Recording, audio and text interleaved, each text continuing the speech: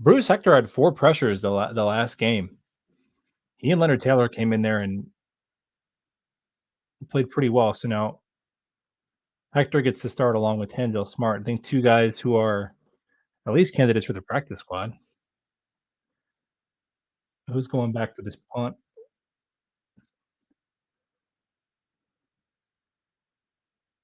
Oh, rookie running back Isaiah Davis fields it cleanly. Yeah, Corley, I think Corley will have a good shot to win the kick return job, but Corley fielding punts does not look natural. And I know people like Will Parkinson, Robbie Sabo, who are at camp a lot, they've said it's like it's a fish out of water. Corley trying to return punts, which is fine. You can have somebody return kicks and somebody else return punts, especially with the new rule. It's a different skill set as a kick returner. Had to join Peacock free trial to view the game. That's lame. Yeah, I have NFL Premium.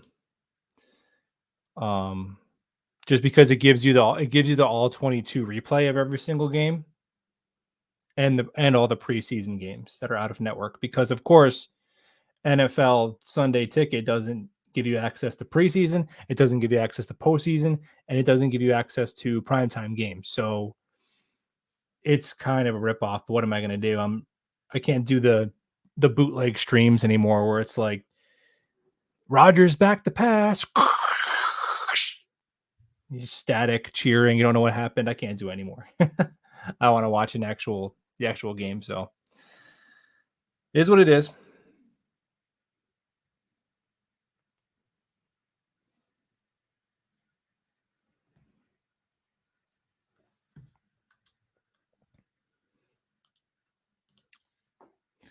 No, Josh, we don't have any starters in. Oh, what's up, Adam? My bad. Were you there a while? Since right around the third down handoff. Yeah, I've been in the back for a minute. Oh, you're kidding me. I'm so sorry. That's okay. I didn't see you there. I know the chat's more interesting than I am. I don't take it personally. What's up? It's been a minute. Yeah, it has been a minute. I was supposed to be in Charlotte for the game tonight, but work got in the way, and so basically had to be home because I wasn't about to drive the 2.5 hours starting at about 4 in the afternoon. And work turned out to be a complete dud anyway. Like nothing happened. So it's like they would not have needed me. But, got free Chick-fil-A. Can't go wrong with that. And so watching the Panthers TV feed, and that crowd is, man, the upper deck is maybe half full. Yeah. And that's being kind. Oh, look who's the starting linebacker, the great Claudine Cherilus. We remember him as a former Jet. He might be the answer to a future trivia question, Yeah, wasn't he? He was the UDFA last year, right? Right, special teams linebacker. Oh, you might appreciate this. As here's the handoff to Davis. Gets the edge. Ooh, 8 or 9 yard gain. Nice, no flags. Good. So they were doing before the game on this feed Panthers tracks. Oh, they've got so many players wrong. Wish Schweitzer's not playing. Leaky Fotu's not playing. Yeah, they have all. Yeah, the Panthers broadcast has all these guys for the Jets who they think are playing and they're not. But they did Panthers tracks talking about the guys who are mic'd up and on the field. And one of them they actually picked was Lamar Jackson, as in our former cornerback who got toasted by Henry Ruggs on that one infamous play a few years. It's like, you're so desperate that you're going for Lamar Jackson. Okay. Toss to Davis. Another, nice shifty, breaks a tackle, picks up a first down. Like Zach Kuntz with the block. There you go. Kuntz, ODU.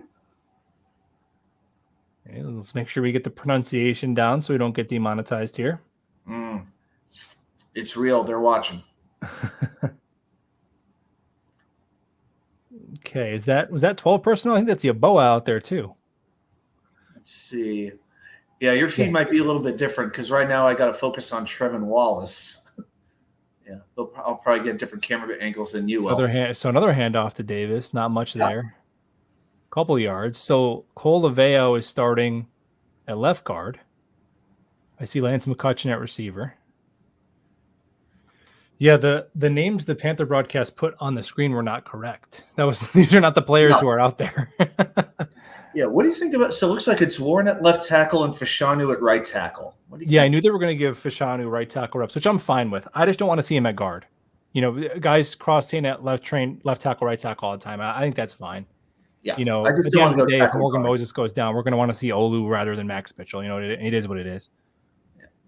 2nd and 9. We got somebody jumping. Irv Charles. Oh yeah, Jet Fan 101. Man, he's way ahead. Jet Fan 101 is probably in the second quarter already. Yeah, it's the nature of not having the TV broadcast. Exactly. But you're probably synced with me, Adam, because you got the same feed. Yeah, I think we're pretty close. I might be like 1 second ahead. Got 2nd and 13. Snap right now. Yeah, you're like 3 seconds ahead. Screen pass, Corley.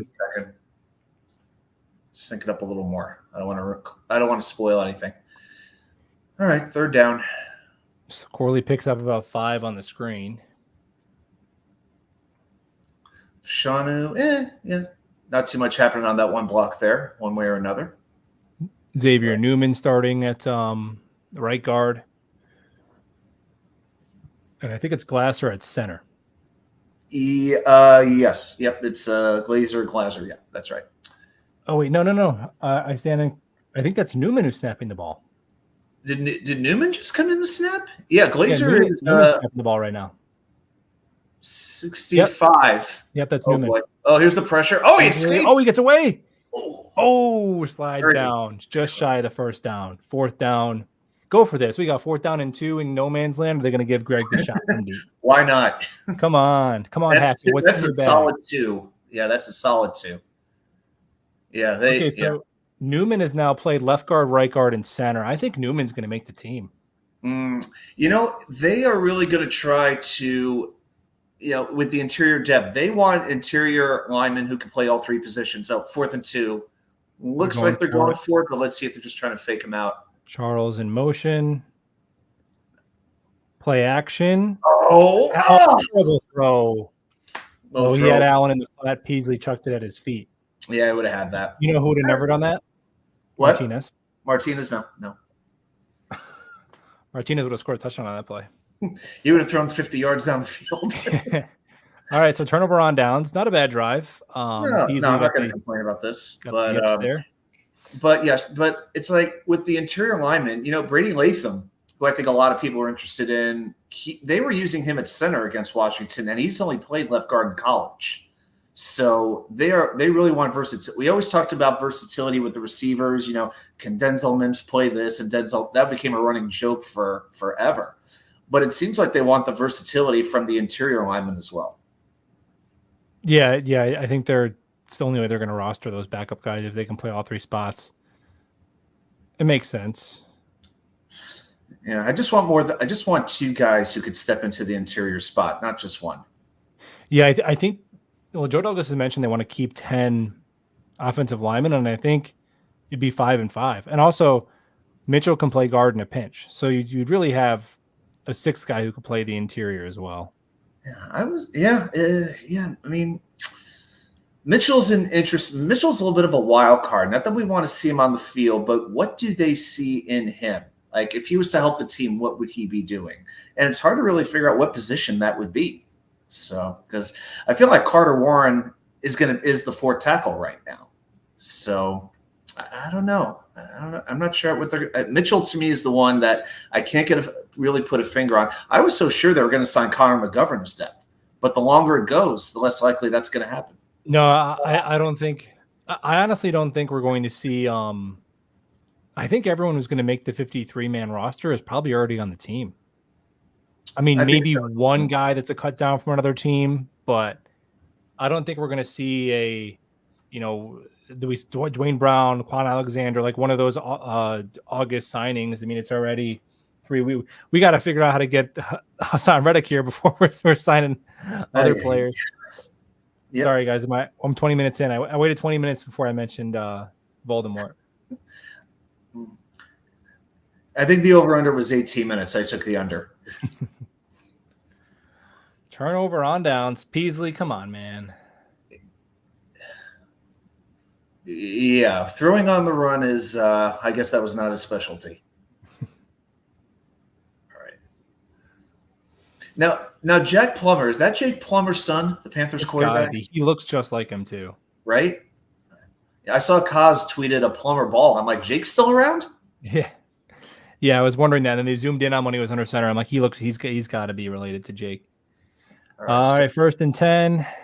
Ooh, little jet motion pitch. Oh, it's not going anywhere. Jets read it out, nothing doing. Aguavin's over there. Late flag. Surratt with a dumb penalty. This is the thing that's starting to drive me crazy with this team. We saw this last year, is the lack of discipline. That was again.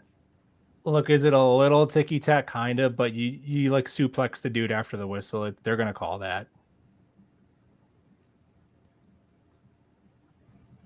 And Surratt, I think, has a very good chance. We know Salah loves him, but cannot be doing that. Cannot. Yeah, I think Surratt would be like the 4th linebacker behind Sherwood. I think he'd be their primary backup. Yeah, I mean it wasn't like super dirty, but it's late. It's late, and they're gonna call that. Yeah. Absolutely took him down. Yeah, there's no way you cannot call that. Do you think they keep 5 linebackers? Do you think Barnes makes it as well?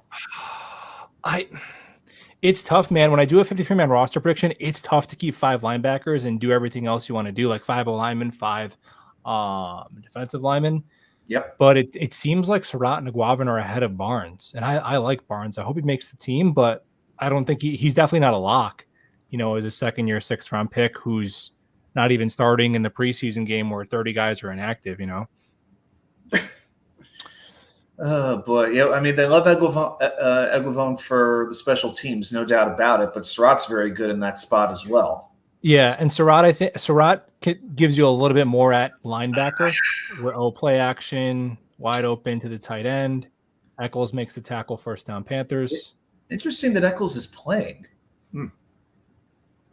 I think they just don't have enough bodies when they sit their top 3 corners and they sit their top 3 safeties. Like somebody's got to play back there. But Eccles is, he's the primary backup corner at all 3 spots, so I'd imagine he'd make the team. Although I don't know, man. If DJ Reed, whatever, stubbed his toe and had to miss a game, I don't know if Jared Bernard-Converse doesn't go in there over Eccles. Who's down the backfield? Oh, that was sweet. Is that Barnes? That was 53. That's Barnes. Yeah, Barnes. We always believed in him. That's my guy. Give me a Will McDonald sack, and we're cooking. All right, Sanders coming off the field. It's actually pretty good. Since I got the Carolina camera, they might show things they may not on the Jets feed.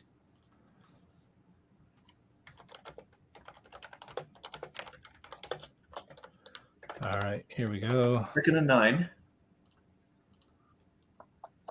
Oh, trickery. Out to the flat, nothing. Stiggers came up and stamped him. Stiggers is physical.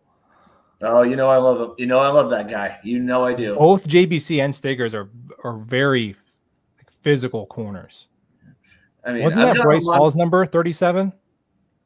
Yeah, 37. All right, upgrade. Yep. Early signs indicating upgrade.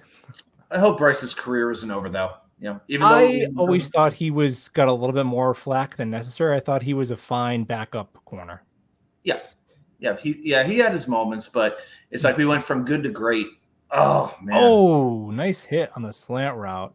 Yeah, that JBC on JBC on Marshall beats JBC on the slant. 1st down Carolina. Will McDonald was getting in on a stunt, but ball out. They sent Eccles on a blitz there. Interesting. Yeah, on nickel blitz. All right. The Carolina broadcast is acting as if this is Jake Plummer driving against New England Patriots when the Super Bowl. Oh! I don't care that there was. I think they called them offsides. Who was that? Hector? Smart made the tackle. They got the camera. They got the camera on Surratt. Offside. This is why I would never be an announcer. The whole would just be, who's that? Who's that? I gotta get my numbers down better. I think that was it might have been Tanzel. It was Tanzel. Yeah, it was Tanzel Smart who got in there. What is that? 3-4 penalties already on the Jets? Man. Yeah, I think that's the third one. Three penalties for 25 yards. Carolina has 2. Now they jumped. False start. This is messy. 34 with dreads. Was that not D'Angelo Williams? Oh, for Back us in the day? or Carolina? Right? 30. The running back from back in the day. Yeah. From what, 15 years ago?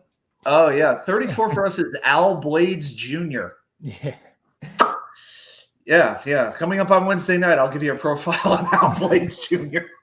It's a badass name. Second down. Even Dom C would be like, that's a hold. That's a hold. Oh, Eccles. Man, these corners are physical. Eccles is a dog. They're fast. Yeah. So they send Mingo around. Yeah, Panthers fans very worried about him. Look at this. Look at that. How? And he goes. Yep, JVC was right there behind him too. Panthers using a lot of misdirection, especially for a preseason game. Yeah, there's a lot of horizontal stuff going on. Yeah, I think you want to test the speed of this defense of all things. 2nd and 14 from the 25. 3 receivers to the right. Looking left. Go ball. Oh. Ooh. All right, clean. Incomplete. Sticky coverage by Eccles. I think that was JVC, actually. No. He's Let me make sure. Yeah, it was 29. That was JVC. Yeah, it's Bernard Converse. You got it. Yeah, it's okay. Bernard Converse, he's been tested a bunch deep. Yeah, Eccles is 26, so it is pretty close. And Stiggers is 37. Right. All right. We'll have all these guys' numbers down, and then they'll get subbed out for the next. Just remember Al Blades, everybody. You'll be okay. Al Blades. Here we go. Clemens trying to move. Clemens. Oh, let's kill the guy. And, all right. Yeah, they're not. I'd be surprised if they go for that. Short completion, 4th down. Yeah, it's like 4th and 6.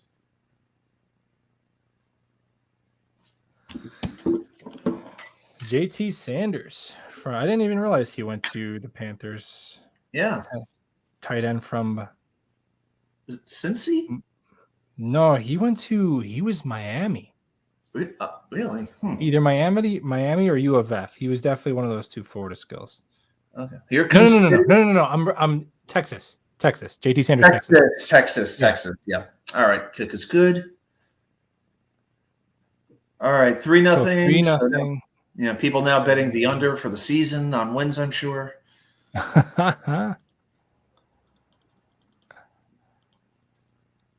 Pinheiro is still kicking for Jet Legend. Costello's goal tonight is to be like the biggest wise ass he could possibly be. He's being like even Richard Connor would be. Jets fall behind early, can easily lead the comeback. It's just because he was complaining so much about the last preseason game, so now he's going to actually act like he's happy to be there. It's actually borderline entertaining. I'm just going to move this slide. I'll be right back. No problem. What's up, random kid? JVC looked like sauce on that PBU. Yeah, that was nice, man. There's been I can't recall a play where JVC, I mean, he got beat on the slant just in the first quarter here by, I think it was Terrence Marshall, but I can't really think of a rep where he's looked bad.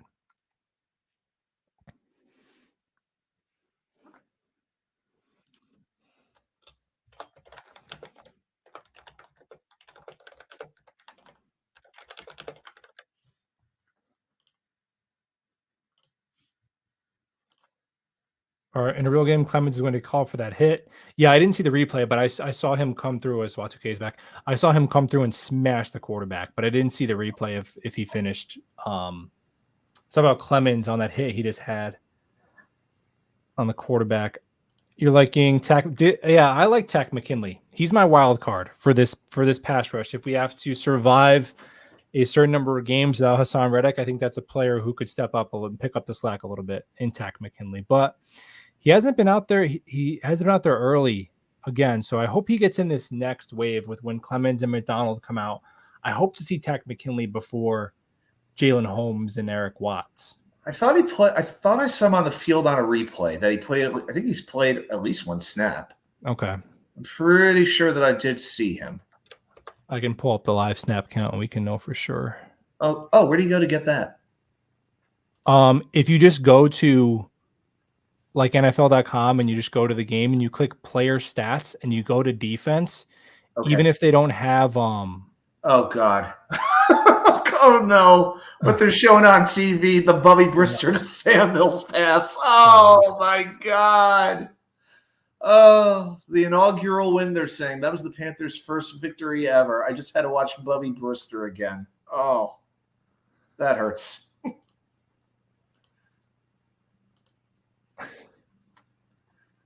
Oh, the pain. Okay, I'm significantly behind because when I looked at the NFL.com, they were already taking the field. Here's Corley on the kick return, and he's out across the 30. Yep. Yeah, I'm pausing just to stay kind of like right where you are too, so. Yeah, Takk was on the field at some point.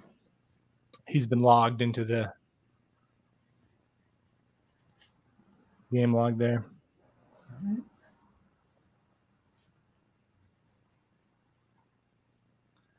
Yeah, Corley was not a kick returner in college too, but it's an interesting idea. So Davis still in the backfield. So the only time we've seen Allen is when they try to use him as a target in the passing game. Peasley escapes with his legs, makes the guy miss, and goes down, picks up 3, second down. All right. It's not pretty, but he's made a couple of plays with his legs. He doesn't look like he'd be a running quarterback, and he isn't, but, I mean, he can be a little bit shifty. He didn't have the straightaway speed or anything like that, but, yeah. Yeah, but just wait. I'm sure before the night is over, we will have a Martinez moment. Oh, yeah. This is just setting up for the Martinez magic here. This is all window dressing. That works too. The game starts at 8:45. Here's Isaiah Davis. Big hole. First down. Oh, flag. Looks like it's coming back. Of course there's a flag. I was deep down, I was like, that was too good. Yeah. Oh, it looks like Olu on the right side. Yeah.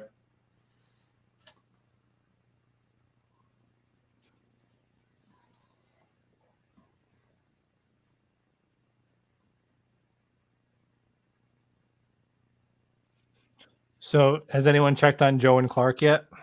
Oh, gosh. Oh, boy. I can see why Beningo keeps him around. He actually makes Joe look positive by comparison. Joe and Clark has never been happy about a thing a day in his life, I don't think. No. The thing is, though, is he means it. Like, I don't think he's playing a character. I think he's dead serious. If he wasn't stressed or upset, he wouldn't know what to do. He really wouldn't. No. Play action to Isaiah Davis. Little check down. Kenny? Yep, third down. Yaboa. Third and long. The Panthers broadcast is doing like a 60 minutes length interview with some Panthers offensive lineman. That's like, yeah. Is that happening on your end too? Yeah, that's Austin Corbett, which, yeah, who cares? Oh, you have the Panthers broadcast as well. Okay. All right, Isaiah Davis in the backfield, 3rd and 12. Trips receivers to the right with Corley in the slot. Easily flush to his right. Gonna throw the ball, dude. Ooh. As soon as he crossed the line of scrimmage, I'm like, come on. Picks up about 5, gets tossed to the ground. Like, dude, you're not past the sticks, man. You know who would have thrown it past the sticks? All right, here's another camera angle. Oh, there was a player completely open down the field in the middle of the field. We got Zach Wilson part 2 back. McCutcheon was open, yeah. Oh my gosh! At least from my angle, it looked like there was a window there for sure. All right. It's Peasley. It's only Peasley. First of all, the pro comp for Peasley. Well, now is Peasley better than Tim Boyle? Ugh. That's the real question here. And it looks like the first quarter is going to run out here. Yeah. That went by pretty So fast, actually. not a ton happened. Dude, these two rookie running backs look good though, man. I like both of these kids. Oh, for sure. Did you have any particular favorites? Like, were there any of the Jets rookies that they actually drafted that you had looked at that you had saw? They were like, man, I hope he becomes a Jet, and they actually got him. Corley. Mm-hmm. Corley, that was pretty much it. Like I knew of Braylon Allen. I thought he was going to go higher in the draft, and I didn't think the Jets were going to be able to draft him because I thought he was going to be maybe a third round, maybe even late second round player. And then besides that, no, not really. I mean, I knew who. Well, obviously Olu, like we all kind of wanted offensive linemen or weapons, so that's what he was kind of well known. But how about you? I mean, I didn't really know much about Stiggers or Jalen Key or Isaiah. Oh, Jordan Travis. I was happy with that. Especially where they got him towards the end of the 5th round. Yeah, I would say for me, like I am not the biggest college football watcher, and it's only been in the last 2 years where I've started to like look at prospects, and it's like, if I'm going to do content, it's like I gotta have something to do every week. So yeah, I spent a different week breaking down a different position. I mean, we even spent a separate week, I think, doing outside receivers and slot receivers. That's how in depth we went. Wow. But yeah, it was pretty crazy. But the one thing I will hold tight to is that we profiled Quantez Stiggers before the draft. That is something I will always hold to because it's like that was one of the people that nobody knew who he was. And I go back and watch some of like the big Jet shows, then the live reaction, and they had no idea who he was. I'm like, he might be good. He just because he didn't go to college doesn't mean he can't play. But Allen I had as a top 5 running back. I wanted a power running back. I wanted somebody who could complement Brees. And the two I was looking at were Audric Estime from Notre Dame and Braylon. But yeah, I was very happy when I think it was like the Jets fan club in Ireland that was making the announcement. And so the Jets select Braylon Allen and from University of Wisconsin.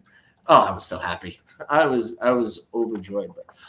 But some players went later. Like I was thinking Michael Pratt. I didn't want Spencer Rattler, but I like Michael Pratt, and he went to Green Bay in like the 7th round. Well, yeah, and the Jets did a ton of work on Pratt. Like it just felt like there was a strong link there. Like they had him, they worked out with him twice. For a day 3 prospect. That's, but then they went with JT, which I mean, I'm happy they went with a dart throw at quarterback just to get somebody on the roster who they're developing. I think it's a smart move. It makes sense because you have 2 great mentors to learn from.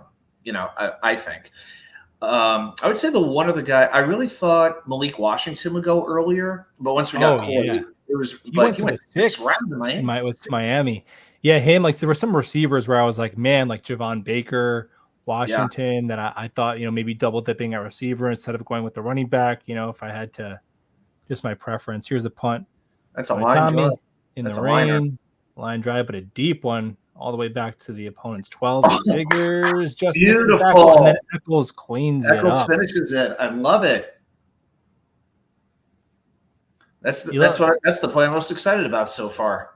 Outside of defense looked okay, but so interesting they sent Stiggers down, because we all thought Irv Charles would have that Justin Hardy role, but they're going to try Stiggers at it. Hey, why not?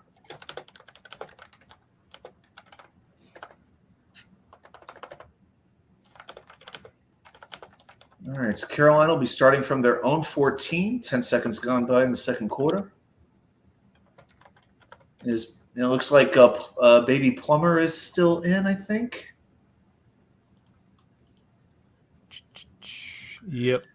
Yeah. 1st and 10. Draw play. Oof, got a little more than maybe he should have. Sneaks for about 5 yards. Who's that 39? Jarius Monroe. Yeah, Jarius Monroe, UDFA safety crashing down. Missed the tackle a little bit, it looked like. Yeah, he could have had him like for practically no gain. Instead, it's like a gain of 5. Zaire Barnes checks in, so it looks like the Jets are going with a 3 linebacker look here. Surratt, Aguavin, and Barnes on the field. Another run play, right side. Oh boy, Ooh. 27 got a run over. Ooh. That was This not kid pretty. runs mean, number 34. Kendall Sheffield, Yeah. fourth-year player from Ohio State. Oh boy.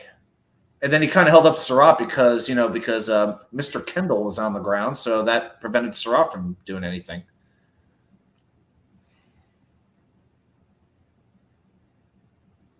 Kendall Sheffield misses the tackle. Stigger's on the bottom. 1st and 10, Carolina. Play action. Off into the flat. Oh boy. Monroe. Ooh, Monroe slips. Yeah. No gain.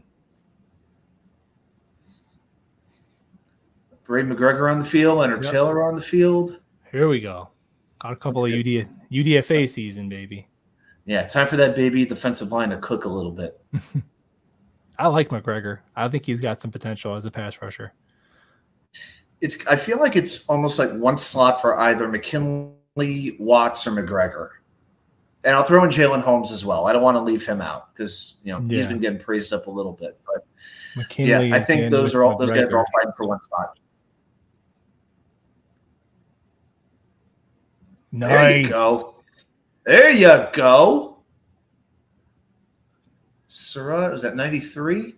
That's McKinley. Oh, that's McKinley. Tack McKinley came across from the other side and blew that up. Okay, that's really dude. Tack McKinley's got to be on this team, man. He is making his case. There are some players, who I think are just better suited to be Jets. Talk about defensive linemen than they would be in other places. Like I remember reading a profile on Leonard Taylor. I'll wait after this third down play just to say this.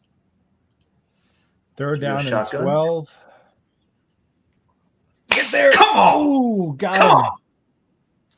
Sack. Will McDonald got the sack. E-I-E-I-O. William McDonald IV. It took 4 iterations. Oh, the spin move, baby. 4 iterations of Will McDonald's to create this beauty. Oh. Generations of William McDonald's, and the 4th one is the best. Let's Don't know what I was going to say, and I don't care anymore. So how much better is Will McDonald than Hassan Reddick, you think? I don't know if Reddick quite has the spin move, but... how many sacks does Hassan Reddick have in this game? And Davis takes the punt out of bounds. All right, Jets will have good field position to start off. Johnny Hecker, he's been around a long time. All right, so commercial. I got a feeling. My thought on Reddick is this: I think he misses the first game and he's back week 2 in Tennessee. I think something along those lines as well. I think we see him in September at some point, but he misses the first week. So yeah, I'm right there with you. And you look at those first couple of quarterbacks who are playing. Who really scares you? Will Levis, whoever New England's going to throw out there. I guess Jacoby Brissett, Sam Darnold, the Bronco brigade of just complete suckitude. So, yeah, not to worry about it early on, but yeah, that just don't have a good feeling about week 1 at this point. Yes, and Tack with a nice play right before that. So those are the 2 guys, man. McDonald and Tack, those are the 2 guys where if you're going to get some sack production stepping up off the edge, I'm not super confident it's going to be Clemens or Holmes or either of the rookie UDFAs just yet.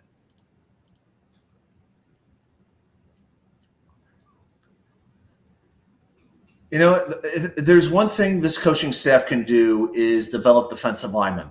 So I got confidence that they can do that they will be able to find somebody, that Aaron Whitecotton and Jeff Ulbrich will be able to develop somebody who can become a very good pass rusher. I got the confidence. Oh, that's what I want to talk about was Leonard Taylor. So when I read a scouting report on him, and I was thinking 4th round for him, maybe 3rd round. So when the Jets signed him as a UDFA, I was very, very pleased. But I read a scouting report that said he's going to be at his best in a rotation that emphasizes pass rushes, just straight ahead pass rushes. And I'm like, if that doesn't sound like a Jet defensive lineman, Jet defensive tackle, I don't know what does. Because after Quinnen, what are we really talking about? because we know Quinnen at the most will play about 65 to 70% of the snaps. 70 is it, no more than that. What will the Jets defense do, especially the run defense, when Quinnen is not on the field? And that has been a bit of a concern of mine. So, Taylor's much more of a pass rusher than a run defender, but that is one question I have about the defense. I think Fotu is a guy they brought in for that role. Yep, the new Al Woods, yeah. Yeah. But I think this defensive staff has pretty much said with how they construct their roster that they are willing to make the trade-off to favor pass rush and lose some run defense if it comes down to it. I think they've shown that pretty much, because before Al Woods, they didn't even roster like a true one tech. They had like a bunch of 295-pound defensive tackles before Woods. They had when Saleh took over, he had no interest in keeping what's his name? What's the run stuffer we had that went and got a decent deal somewhere else? Rankins? No. Before that, oh man, his name is escaping me. Foley Fatukasi. Yes, Foley. Yeah, they had no interest in keeping him. He wasn't a scheme fit. All right, now we're back. Yeah, Braylon for 2. Injury update. Chaz Surratt is jogging to the locker room, but at least he's jogging. I think you just muted yourself. Oh, gosh. Oh. Can you hear me? Yes, I can hear you. You're good. Yeah, the offense doing nothing.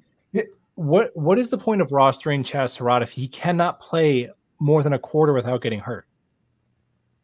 I don't recall him having a whole lot of injuries while he's been a Jet. Chaz, he literally gets hurt every 5 seconds. I mean, he's not Blake Cashman here, but we're not talking that level of injured. But all right, 3rd and 23. Our only hope is a penalty, and I swear to God, if Peasley runs for this, I'm going to lose my mind. We're going to check it down. Setting up a screen. Oh my God! Who was that too? I think Corley was the intended target, but oh my gosh. Yeah, some sort of miscommunication there. They had the lineman running down for a screen. Nobody looked for the ball. I've seen enough of Peasley. Enough. Yeah, not a good night for him.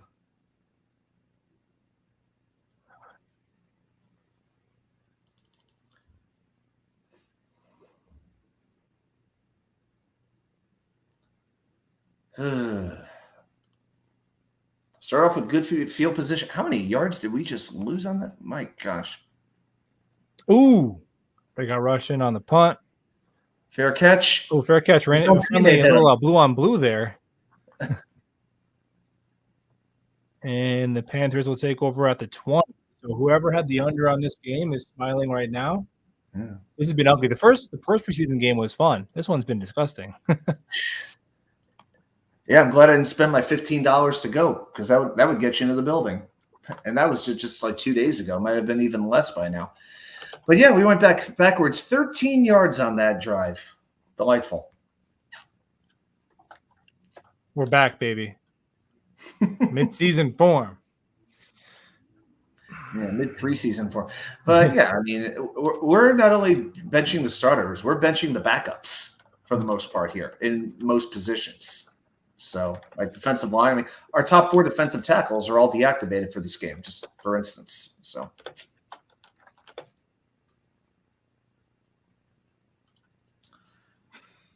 all right.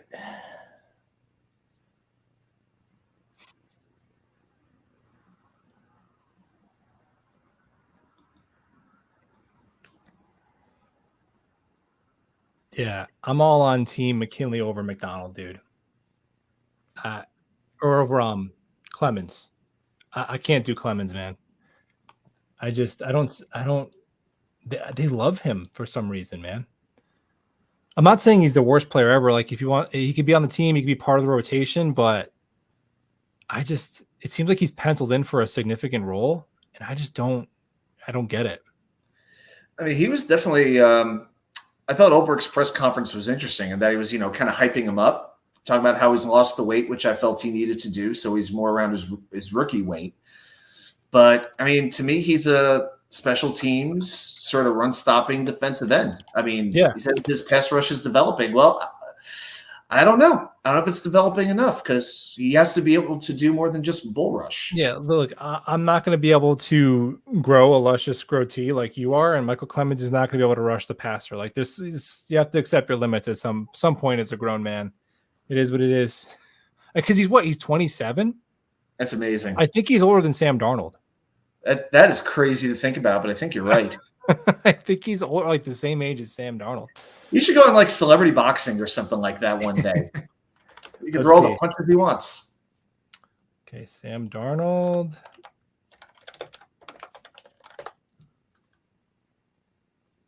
No, he's like 9 months younger than Sam Darnold. 9 months. Same age. Yeah. Okay, we are back with more of this rip roar from Bank of America Stadium. The Panthers start from their own 21.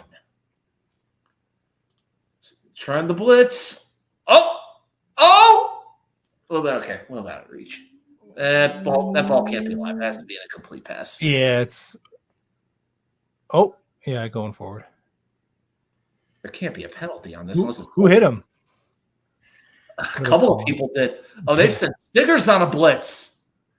And he got Stiggers again. He had a tackle for loss on him. Oh, he got washed. Stiggers got blown up. Yeah. That was pretty. Looks like Eguavoen was kind of in on it. Yeah. The Jets are blitzing a lot more than they would in the regular season. They really are. Eguavoen gets credit for the pressure on that one. Okay.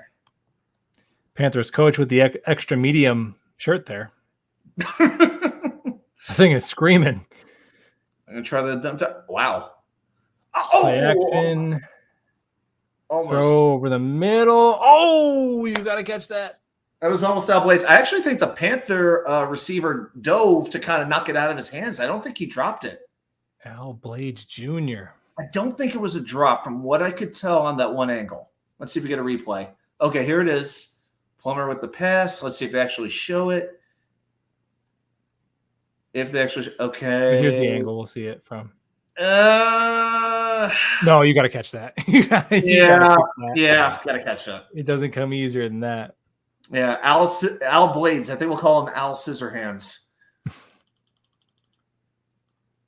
And up the middle, and that's a nice stand by the good defense.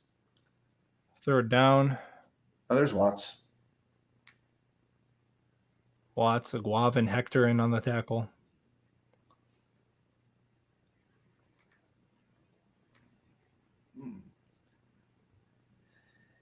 Oh, did you have any thoughts on? I haven't talked to you about Corey Davis trying out with Buffalo, Carl Lawson signing with Dallas. Any thoughts on those two things happening one way or another? Or? Not really. I mean, good for them for getting work. Lawson, I just don't think he's ever going to be the same. So close. Oh, that was so freaking close. Almost. That was like inches. How did he miss that? Isaiah Davis with the fair catch. I think Hecker might have got run into.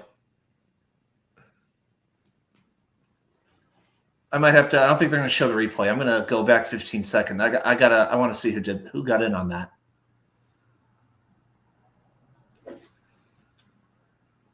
Maybe the chat will have it. What's up, chat? I think it was Charles. Jet fan one saying it was Irv Charles. Yeah, I think it was. Yeah, it was Charles. 19. I saw the 19. Yeah. Yep. He's just so big sometimes because you're thinking of looking at a receiver, but he's really built like a tight end.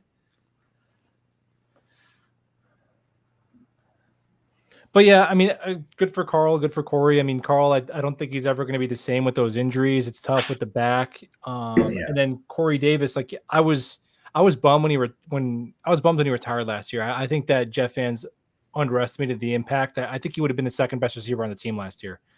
But at this point, he's a 29-year-old who's been out of football for a year. He's probably going to be their number 4 receiver. Like I don't. Like the betting markets are not going to shift because the Bills, signed Corey Davis. No, but, I liked him. It's just I felt just everything that could have gone wrong did. Bad quarterbacking, bad coaching, and injuries. Yeah, and he had some drops that he should have caught, but he did have a few. He did. Yeah. But yeah, would he have been the second best receiver on the team last year? No question about it. Right. No question. I think that says more about the Jets receiver room last year than it does about Corey Davis being super good. But nonetheless, I would take him over Alan Lazard. Yeah, breaking some ground with that one. I don't know. I don't even know what to think about Lazard this year. I mean, we've had some glimpses where he's catching a touchdown over Sauce, but then he's having a drop and it pass is going off his hands and it's getting intercepted. I don't know what we're going to get from him this year. I think that's what you're going to get. That's kind of like the Lazard of Green Bay is make some incredible contested catches, but then just drop some mind-numbingly easy ones. JBC is questionable to return with a groin injury. Oh, come on. Surratt now jogging back to the sideline. So Surratt apparently is okay, but JBC not so good. Oh, yeah. Irv Charles, you got to put both your hands out there and lay out for that punt. Yep. You kind of just – that's not – it's not how you're taught to do it, I don't think. Braylon Allen gets the handoff to the left side. All right. Late flag.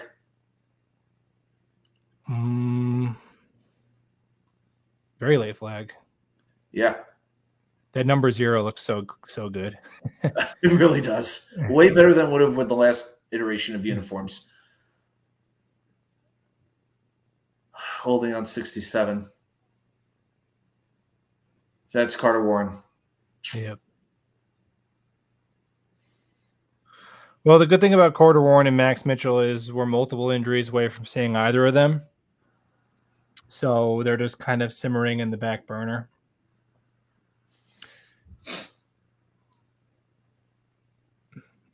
Salah's pissed about the penalties.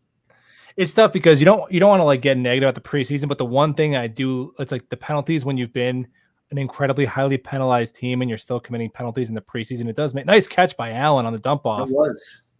And just kind of lost his footing. Took Richardson for a ride. Nice pickup, getting back to the original line of scrimmage, it looks like. Yep. Yeah, that white face mask on the green helmet is really nice.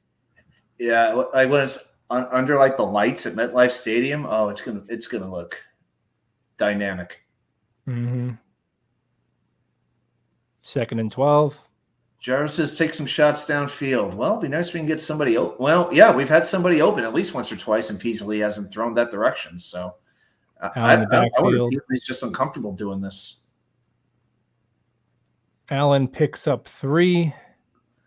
So they said that was 2nd and 12. They gave us a bad spot. I thought he was back, like we said, to the line of scrimmage, but I thought so too. Yeah. Anthony Ferkser, who's wearing the fullback number there, who is in there at tight end, along with Kuntz, who was in there. What's Ferkser wearing? What number? He's either 40. He's 48. I think he's Nick Bawden's old number. 48. There it is. Okay, I got it. Yeah, I'm still expecting to see some of Neil Johnson, number 46, the guy we brought in after Jimmy Charlo got hurt. Oh boy! Oh, escaped. Beasley just somehow escapes. All right, takes off. He's actually pretty fast. Wow. Okay, Beasley finds another gear and picks up the first down. He's just—I got to be honest. He's having fun, but it's like controlled fun. It's like. Yeah, I would like. Yeah, that would have. Okay, that was a difficult chance for him to. There wasn't many opportunities to throw the ball down the field. So I don't blame him for running in that spot. He was decisive and he went and got it. Yeah, I like that play. That's our second first down of the game. Jason Brownlee, bottom of your screen. Beasley under center. Allen in the backfield. Newman the snap, little play action. Peasley steps up. Nice pass to Allen. He's just a football player, man. Yeah. And he managed to turn his body and get like that 1 extra yard too. Just all those little yards make a difference. And he's caught everything that's been thrown to him so far. Yeah. There was one pass that was in the dirt that he couldn't get, but that's not. Yeah, one by his feet. Yeah, this kid's just a football player, man. He's going to be good. And still not old enough to buy a beer. It's amazing. That's great. That's crazy.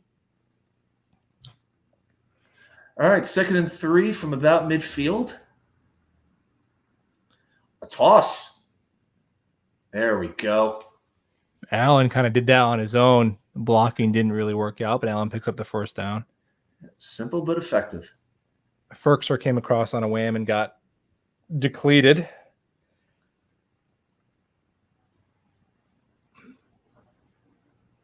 All right, 5:40 to go in the second quarter, and I believe it's Jets ball to start the second half. If anybody's interested in that part, as a towel goes flying, that's random. All right, first down, building some momentum here. We're just scratched across midfield miraculously. Isaiah Davis in for Allen. Now ball batted in the air, and ooh, that was dangerous. Brownlee is not on the board yet. But not many opportunities to be had for wide receivers so far in this game with Peasley out there so far. Yeah, it was intended for Brownlee, it looks like. Yeah. Fashanu, besides the penalty, I haven't noticed anything negative jump off my screen from him, but it's so hard. Offensive line play is really hard to watch live. And that one mistakes. Yeah, the Carolina defender tried to beat him around the edge with speed, and he could not do it. Oh, I like to hear that. Peasley, Brownlee made one man miss and nowhere to go. Yeah, it'll be 3rd and 4. Okay.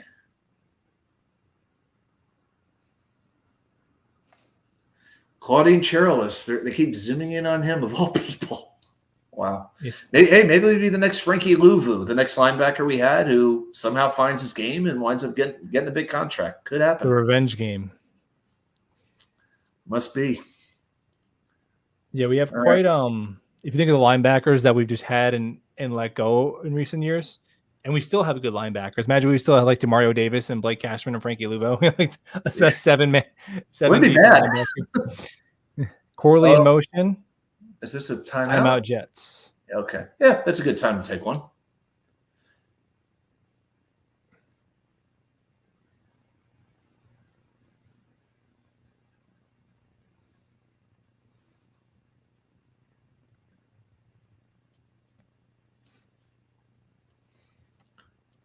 So, as far as we understand, is Hackett still the primary play caller, or is Downing having a more prominent role than he used to?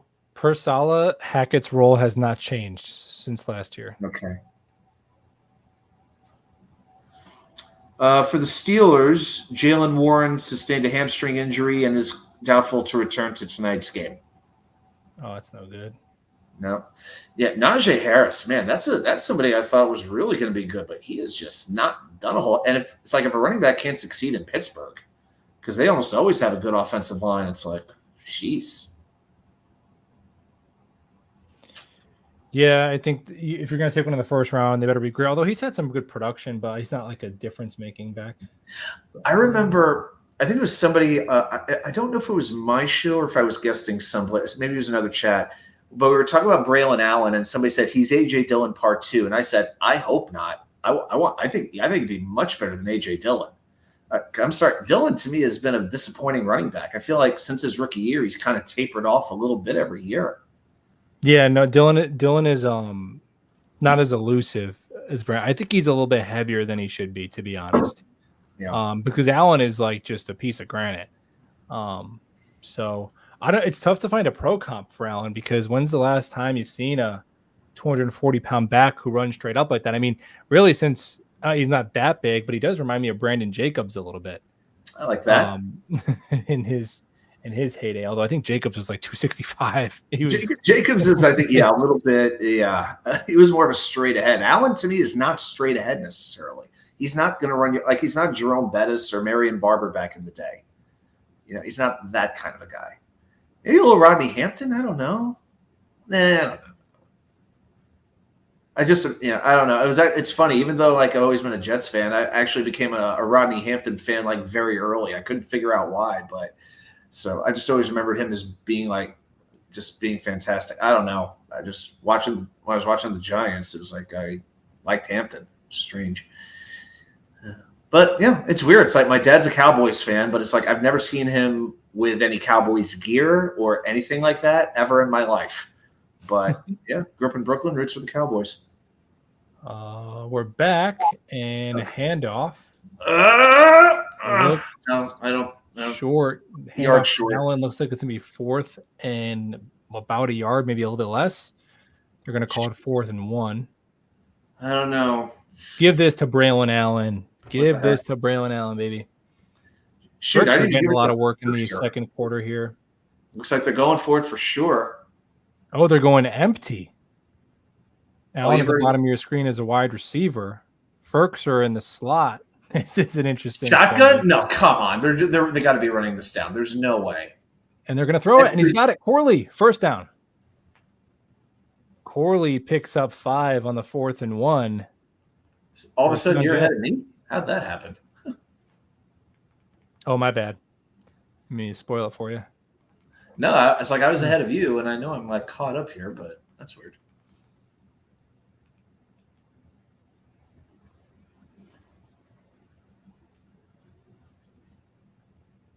That's all right.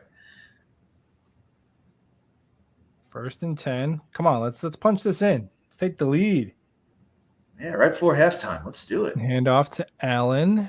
Oh, just fighting forward for extra yards.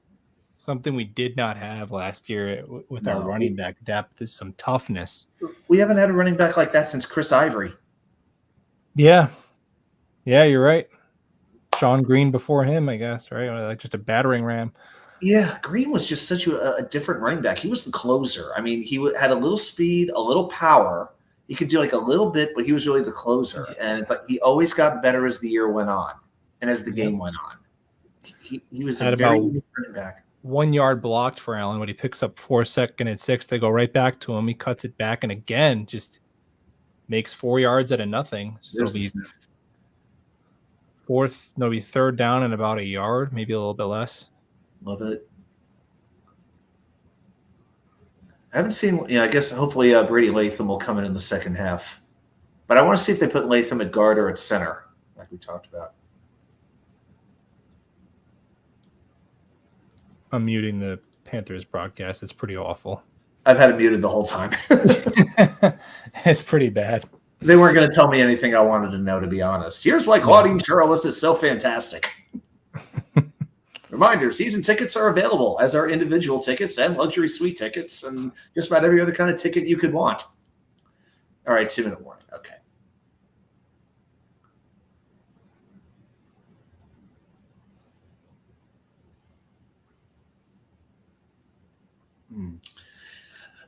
So you mentioned Jordan Travis. Do you think that he starts the season on the PUP list? Yeah, I don't know if it'll be the PUP or the he's right now he's technically on the non-football injury list because technically it wasn't an NFL injury. It was a college injury, so he's on the NFI as a rookie. So I don't know if it'll be the PUP. I don't know if it'll be the 4-week IR. I don't know if it'll be the NFI. But I think he will not count against the final 53 in 2.5 weeks when they cut down. If I had to guess. It gets confusing, like figuring out this list versus that list, the one where you're out for 4 weeks, 6 weeks, or out for the season. Because you didn't want to have to like expose him in order to put him on injured reserve. No. They can't. He would get taken. Yeah, of course he would. Of course he would. Yeah, I just wouldn't want to have him taking up a roster spot if they couldn't, one of the 53 spots if there's no way he's going to play. Yeah, I think it'll be like similar to Carter Warren and JBC last year, where they were on one of those injury designations to start the year, and then at some point they were activated. I think at some point over the year I'll be activated. But the question is, would you carry somebody like Martinez or Peasley? I don't think so. I think they just carry 2 quarterbacks, and because another position spot is too valuable to me. I agree. Yeah, I've been thinking two quarterbacks as well. Oh, during the timeout, according to Costello, Aaron Rodgers went to Malachi Corley and gave him some directions. He was motioning with his hands. If this upcoming play is a long completion to Corley, I am giving Rodgers all the credit. Deal with it. Fair enough.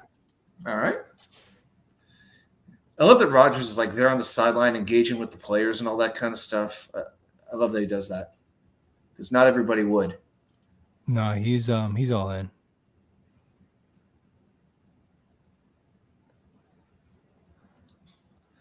As I'm seeing an ad for Bojangles, and now I want fried chicken.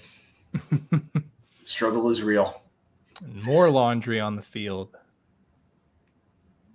Panthers backing it up with a. Now, false start and illegal motion are both this, right? So I had it muted, but it was one of those. 5-yard penalty. Oh, we had a false start? Yeah, they, Okay. oh no, now we're back. I don't know what's going on. I It's thought still, was that a replay or something? Okay, oh, yeah. it must have been. They were just showing a replay of Boone, their running back, because it looks like it's still 3rd and 2. Yeah, I was like, if that's live camera work, that is some crappy production by the Carolina broadcast team. So 3rd and more like like one. They're saying 3rd and 2, but it's really like 1.5. Yeah, a very short 2 here. Newman's still in at center. Allen to Allen in the backfield. They give it to him, and he pushes forward for the first down. Jeez, he's just a tank. He's a shoving machine. after the play. Yeah. Good block by Glasser and Newman. Hey, it's like Billy Joel said, we're living here in Allentown. I like the Panthers uniform too. That's a nice look. Yeah, it is pretty good. I would take I don't like when they go with the black jersey. I like when they stick with, I guess that's the teal sort of look. Mm-hmm. It's more distinctive. Yeah, I'm not a big fan of their black ones, but yeah, the teal and the white, good stuff. Coming up at halftime, Jadeveon Clowney. Isaiah Davis running right, no gain. Nowhere to go. As we tick towards the final minute of the half.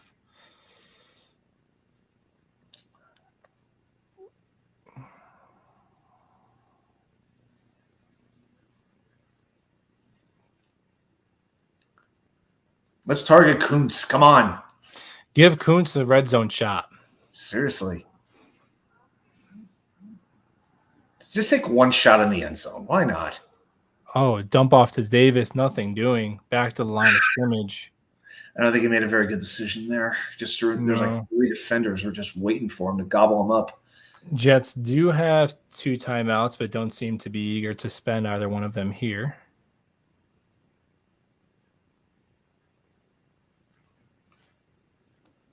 Third and 10. And are they going to take a timeout now? All right. Yep, timeout. Jets. Okay. 3rd and 10. 24 seconds left. 3rd and 10. What's the play call here? Who's your go-to guy in this situation? Yeah. Only man. Yeah, my mind was just kind of my mind was kind of going around a little bit, thinking, what are they going to do in this spot? I have a feeling they are. Yeah, I don't think they're taking a shot in the end zone. Like Peasley doesn't seem to be willing to really throw the ball down the field the entire game at this point. So I think it'll be more of a swing pass type of situation. I think they'll probably go with I think they'll do some sort of swing to a running back, something like that. All right, if we're gonna do a yak pass, can we get Corley involved then? So either give me the tunnel screen to Corley or give me the give Brownlee a shot downfield. Peasley, good pocket, takes a shot towards the end zone. Oh, but just couldn't get both feet in bounds. Zach out of reach. Well, they tried him. Good idea. I couldn't tell. I'll have to watch the replay to see if that's more on the throw or Kuntz not keeping his. It's the throw. Yeah, the throw carried him. The throw carried him out of bounds. It's definitely it's the throw. He had no chance. It puts them in the right spot. I mean, I don't even want to keep saying it, but if it's Martinez, good chance that. Yeah, that ball had to be. It's true. Ball had to be 2 feet to the left. Yeah. All right. Yeah, he's having fun, but not the most accurate arm that I've ever seen. Kick is good. Tie game. All right.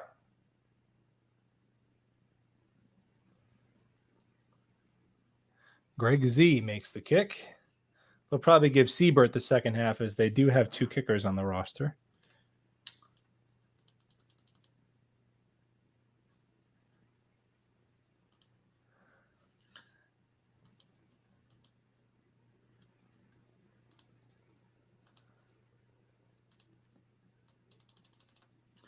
All right, tell you what, I'll check out for a bit, but I'll come back maybe like in time for the second half, okay? Sweet. See you, man. All right, see you in a bit. Oh, that's a good pro comp. LeGarrette Blunt. I'm going to steal that. I love that pro comp for Braylon Allen.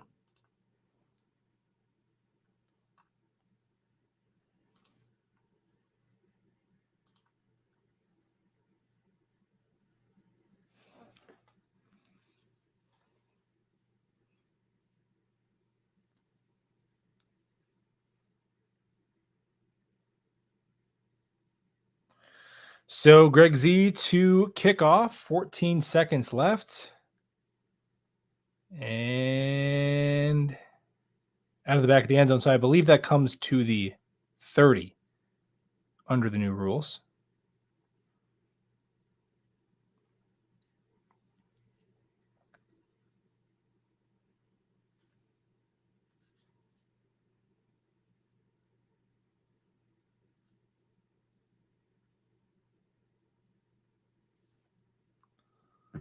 So imagining just a knee here. Don't think the Panthers are going to try anything squirrely with 14 seconds left, and they do come out in their victory formation. Clement's still out there, deep second quarter. The Jets didn't sub out a ton on defense. Diggers, Barnes, Aguavin still out there. So that'll tick down to the end of the first half. Jets 3, Panthers 3. Not a lot of offense.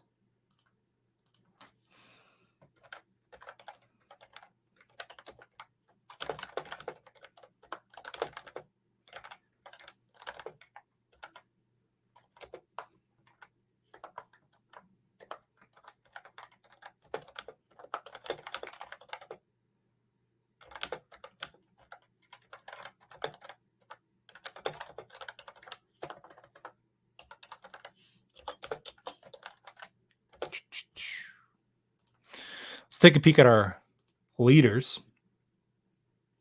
Andrew Peasley, 7 of 11 for 33 yards. An even 3.0 yards per attempt. Braylon Allen, 8 rushes on 27 carries. Don't think that does him justice because a lot of that is coming after contact. Peasley has 25 yards on 8 rushes. Isaiah Davis, 4 carries, 14 yards. Allen is also the leading receiver with 2 catches on 4 targets for 12 yards. Corley has caught both of his targets for 10 yards. Brownlee and Yeboah each have a catch for 6 and 5 yards, respectively. Only Kuntz and Davis have been targeted beyond that.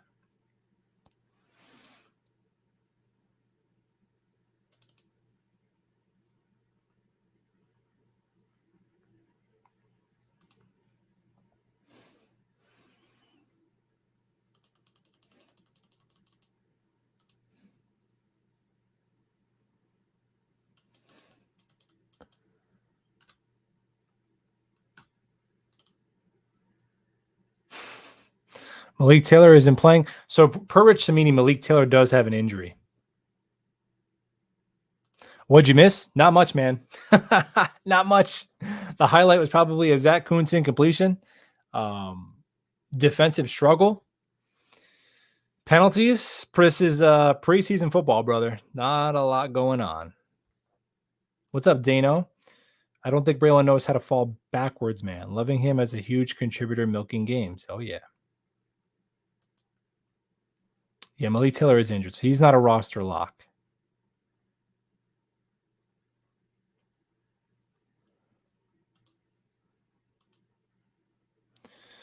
Those are the offensive leaders. Let's check out defense.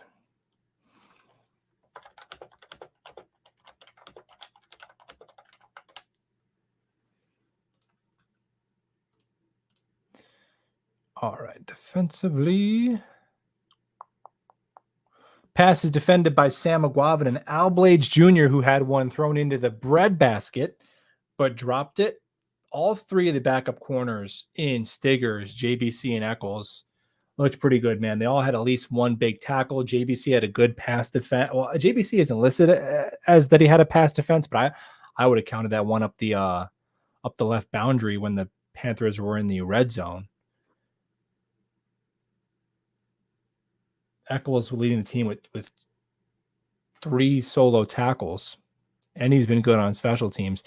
Jarius Monroe, undrafted free agent safety. I think he's ahead of Jalen Key. I mean, the difference between Jalen Key and the UDFA is nothing. It's 1 pick, right? Some of the the Jets signed their top 2 UDFAs are making more money than Jalen Key in Eric Watts and Braden McGregor.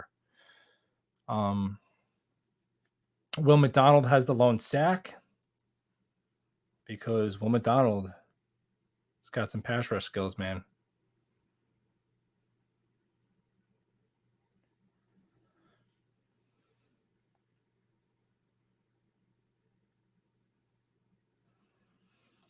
Beyond that,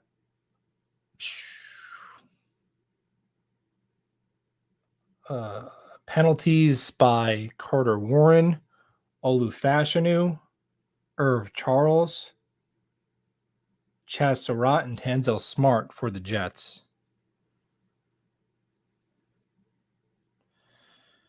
It should be Martinez for the rest of the way because that's the only 2 quarterbacks the Jets have dressed tonight are Peasley and Martinez. So it seems like Peasley got the first half, and I would expect Martinez to go the rest of the way. Oh, you got it, man. Appreciate you hanging out. It's a good time. I didn't expect this many people to be in here because I know a lot of other Jet channels do this quite regularly, but over 100 people is pretty awesome. Stager has made his presence felt. Absolutely. Peasley is a loss. Yeah, Peasley is the definition of a camp arm. He is not long for the 53. You're in the boonies? Where are you at?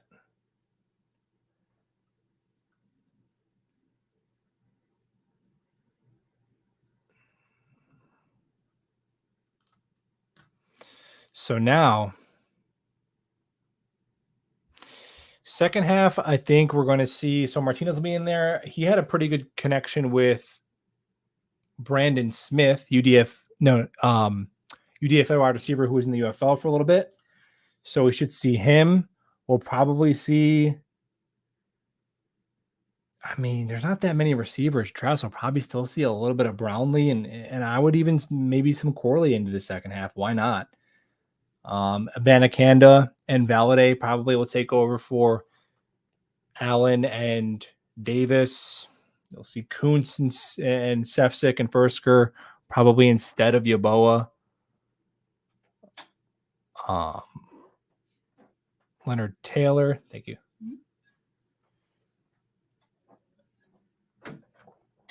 Leonard Taylor season. McDonald and Clemens will probably be done. So Braden McGregor. See some more Tack McKinley, man. In fact, tell Tack McKinley he made the team and send him into the locker room.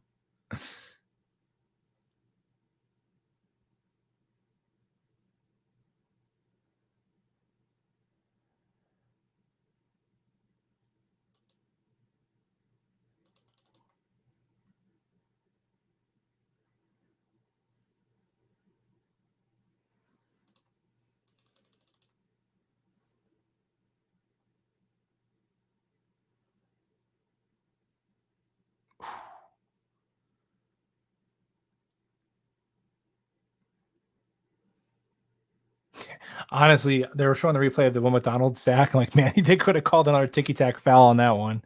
It's just crazy. Any sort of pressure into the ground, and they seem to call that. Spin move is so good.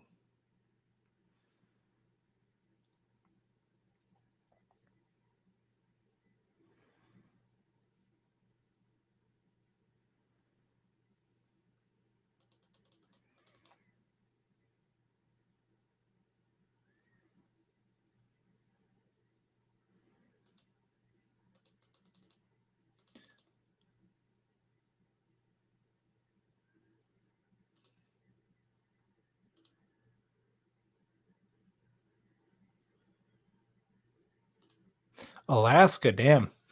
Jeff Fan 101 says, so nice to have all 5 offensive line starters. Yeah, to know who they are. We've known who they are, and they've been practicing since July, which I can't remember the last time that happened.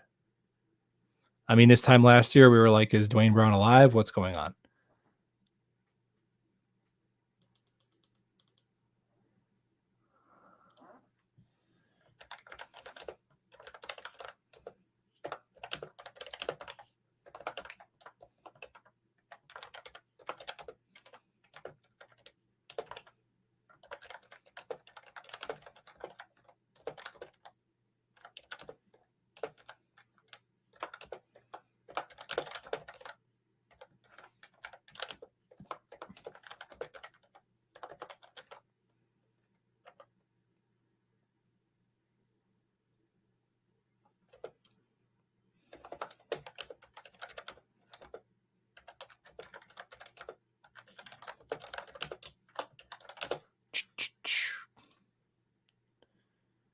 Boom. New England, Jeff Fan Dam. O-line looks like would actually protect the QB this year. Also, McDonald is crazy. This kid is going to have a heck of a season. Yeah, I'm excited for Will McDonald.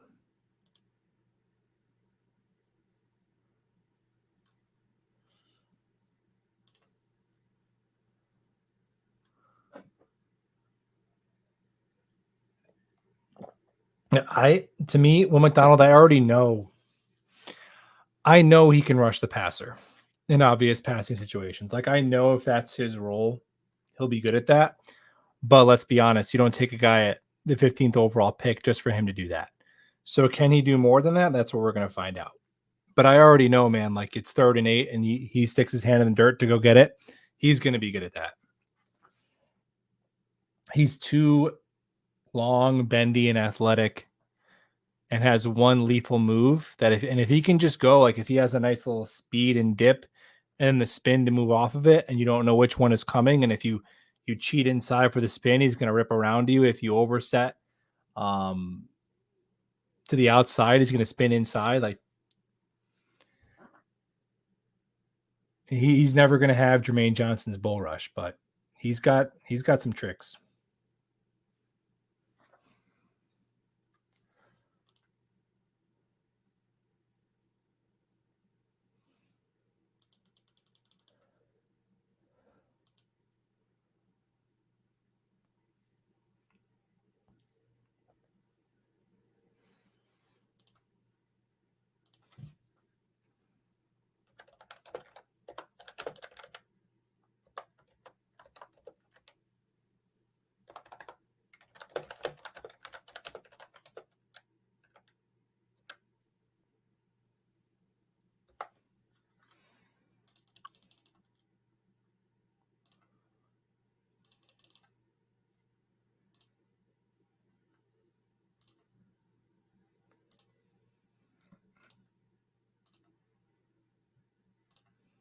Giants game is live.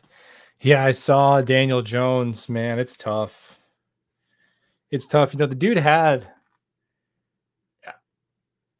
he was a playable quarterback for a while. For a few years, he was looked like a bridge level quarterback that, you know, he could probably pay 12 to 15 million a year kind of player.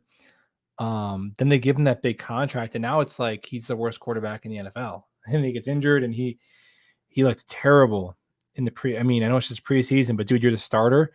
You're going against backups, and he threw 2 picks in his first 6 passes. Brutal. Brutal.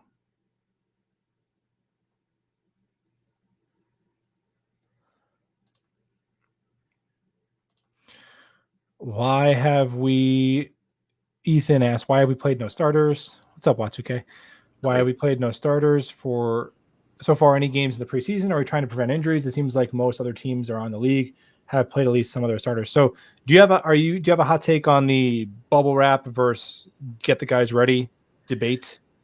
I mean, it doesn't bother me one way or another. I mean, with the joint practices that you have, it's really not that different of a situation than what we would see in the preseason game anyway.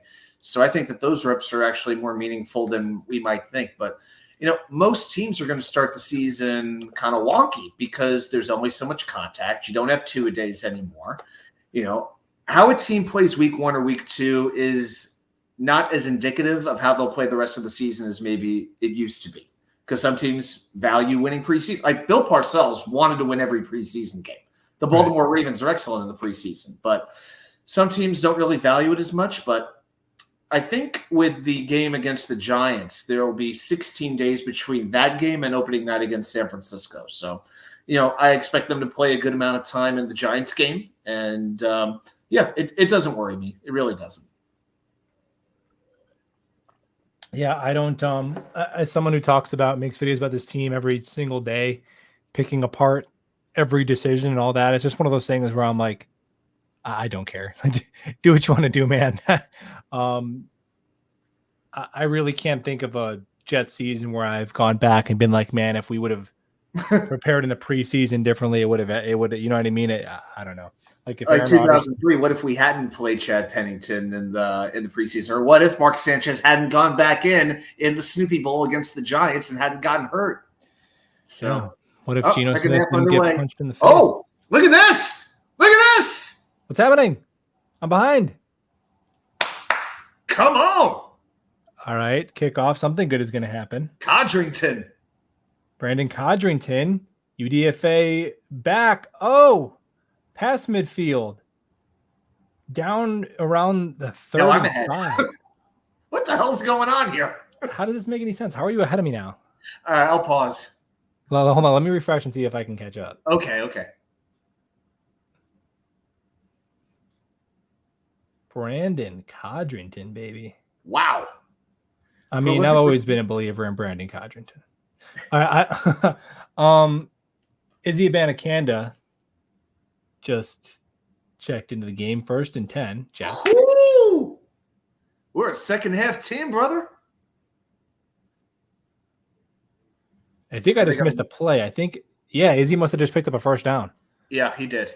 Okay, so now it's 1st and 10. See, you know why? Martinez, baby. He's changed the whole momentum of the game already. He hasn't even thrown a pass. He's our Tommy DeVito. Yeah. Martinez to Izzy. Nothing doing. Okay, so now you're ahead. Jeez.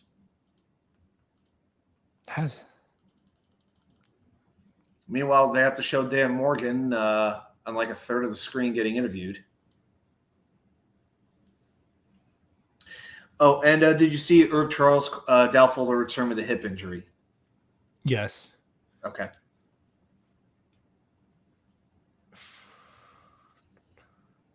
All right, second down.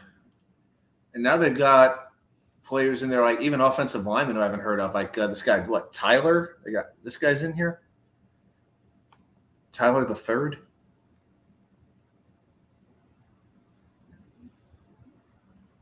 Kuntz in motion, Abanikanda in the backfield. Okay.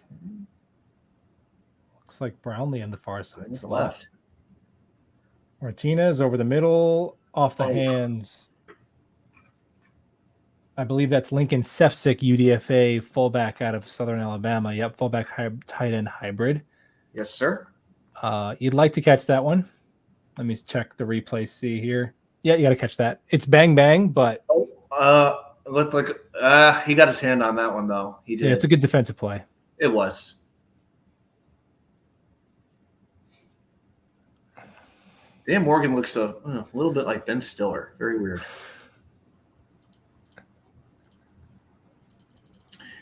Oh, Nate Bonifant. I like to assume Charles will make the team if healthy. I think you're probably right. Going for the end zone. No, that won't work. We want Smith. We want Smith. 4th down.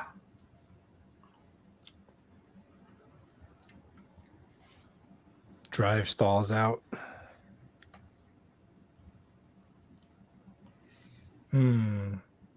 Looking for Brownlee. Nothing doing. Field goal attempt. That is not Zerline. That is Siebert. And he drills it.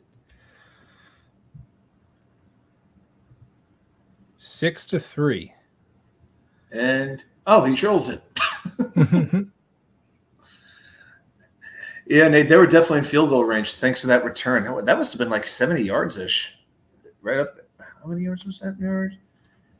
63 yards. Codrington took it, and it was a Chow Smith-Wade. Yeah, rookie cornerback. That was somebody I was actually looking as like a sleeper cornerback in the draft, and the Panthers came away with him. So I think that was a good pick that they made mid-round. Yeah, I don't know if Codrington has a legit shot to make the roster, but I mean, last week the Jets used, I think, 4 different players in the return role, and Codrington was one. I thought Izzy might be one, but he wasn't. It was like Corley, Codrington. I don't think, obviously Gibson wasn't playing yet, but he's gonna have to keep really producing all the way through if he's gonna be able to make this roster. But I don't know. That play that made it. I'm gonna go back watch that play later. I want to see who threw the blocks that allowed him to spring open like that. Yeah, I didn't catch it live, but yeah, Codrington is It's tough because I don't think they're going to keep 6 corners, or I don't think they're going to keep 7 corners. And Right. I don't see him making it over any of Eccles, Stiggers, or JBC. But yeah, I think he could be on the practice squad this year, and maybe he's a depth player next year because he does have kick return ability and he does offer you the ability to play the slot. Okay. Well, it is one of those things now with the return game. With the new rules, you really need 2 guys returning the kickoffs. You really want to have 2 players in place because if the ball hits, because they want to encourage the action, but especially since you can't really get a start until the returner has the ball. Right. From everything I've been reading is you want 2 returners on the field for the kickoffs. It seems like almost everyone I've seen of any team, they've had that be the case. Yeah. Wow, Lofu giving us no mercy whatsoever.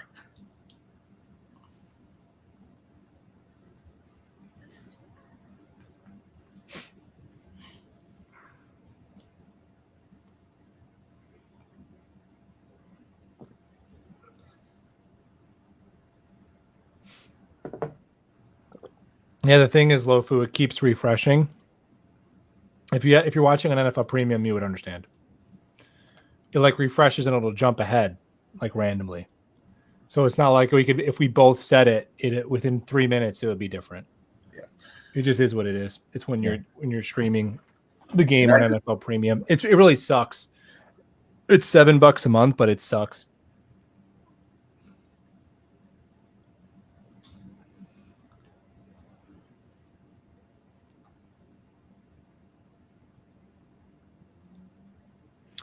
All right, 1st and 10. Panthers ball.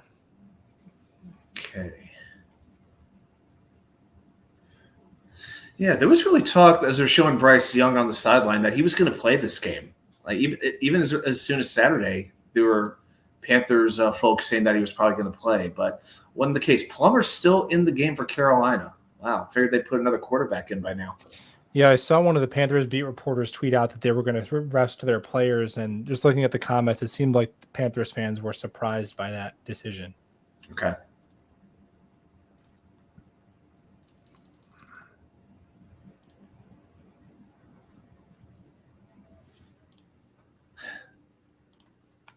Second and 3.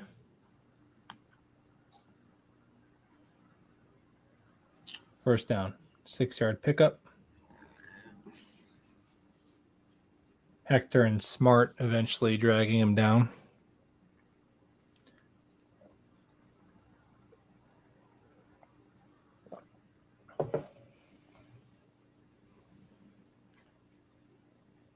Yeah, it looks like maybe Plummer's going to go the distance here. I don't know.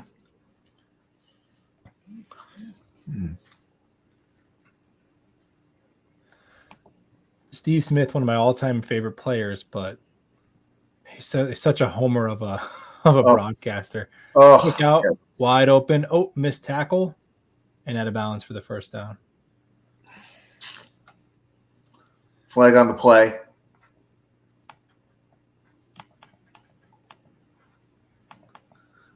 I just got to see this. What is the Carolina after Young and Plummer? Oh, they have Andy Dalton. He won't play either. No, yeah. And Jake Luton. So that was check the flag. Shamar Bartholomew, Jets UDFA defensive back, missed the tackle before Barnes got over there. Ooh, tough one for Mr. Bartholomew. But penalty is going to back it up 5 yards anyway. Okay. So their quarterback would be Jake Luton, number 2, 28 years old, 2020 6th-round pick of Jacksonville from Oregon State. So we'll see if he gets any action tonight.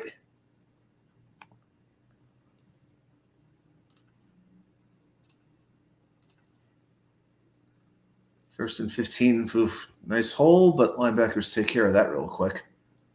Surratt looks like he's back in the game after leaving with an injury. Yep. Good to see.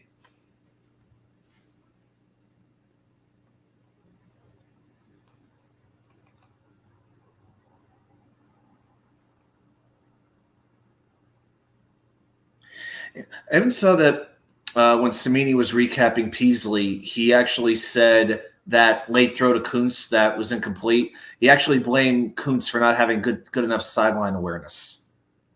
I was like, what? If his sideline awareness is supposed to extend the end zone a yard and a half to the right, no, there's no way he could have physically caught that ball and got his feet in bounds. Yeah, I mean, Kareem Abdul-Jabbar might have had a shot, but please. Another flag down. Hey. Looks like this one is on Carolina again. Oh, maybe not. They're talking to the.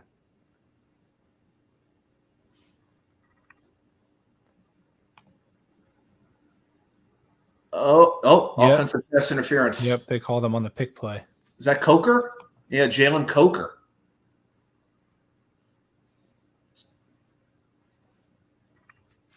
Yeah, this has been an ugly game.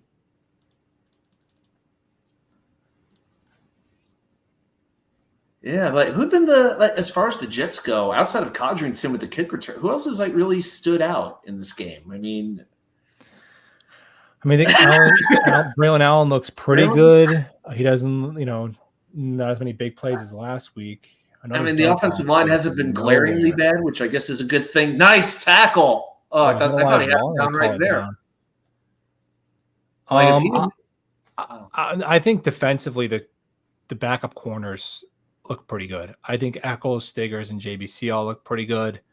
McDonald had the sack. Yep.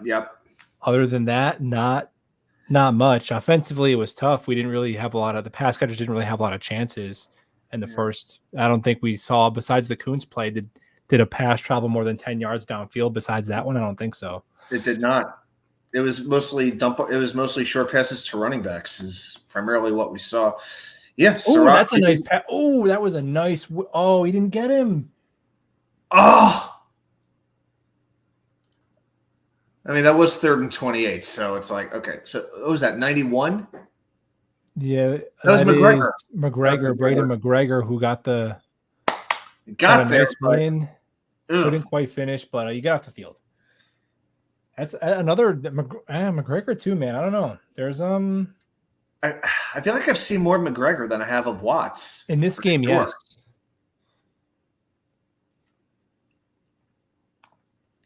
McGregor had a pressure in the fourth quarter of last week too.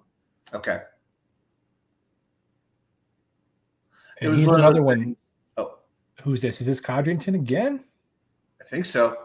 With that speed, yep, that's him. Yep. He doesn't he move just like Gibson? He looks smaller, but he's got that little he's got that little bounce to him. Is it bad that because he's number 43 and small, I want to say Darren Sproles? There you go, even better. Come on, why are we selling for Xavier Gibson the sequel? Come on. Okay. Well, to nobody's surprise, leading tackler so far is Trez Surratt with 5. He does. If nothing else, he makes tackles. And of course, Claudine Charles is the Panthers' leading tackler with 7.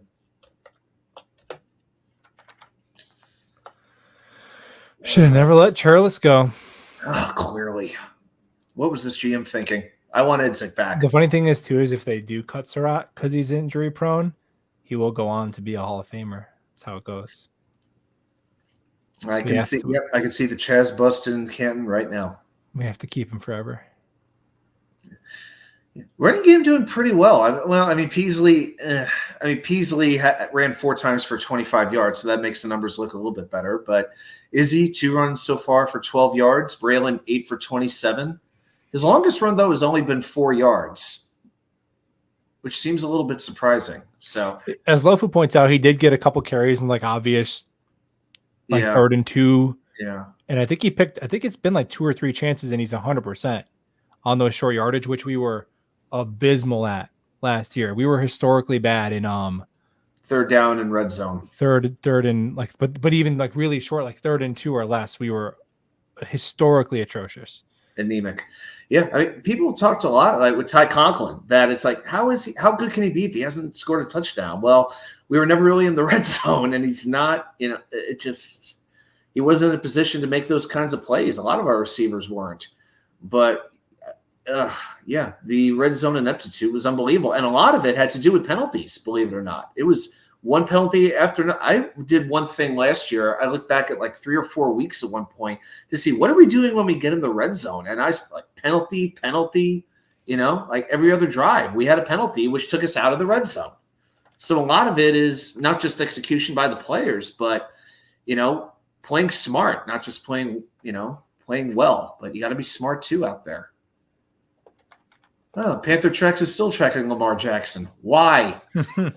As Jason Brownlee schooled him. Wow. Man, Brownlee left him in the dust by 5 yards. But apparently Peasley has been told he couldn't throw the ball more than 10 yards down the field in this game. Yeah, well, now we got Martinez in. Yeah. 1st and 10 from the 29. Abanikanda in the backfield. Peasley fakes it to Abanikanda. Steps up and gets sacked. Another flag down. Of course. My goodness gracious. Yeah. Yeah, McClendon, be quiet on the orchestra. There's a penalty.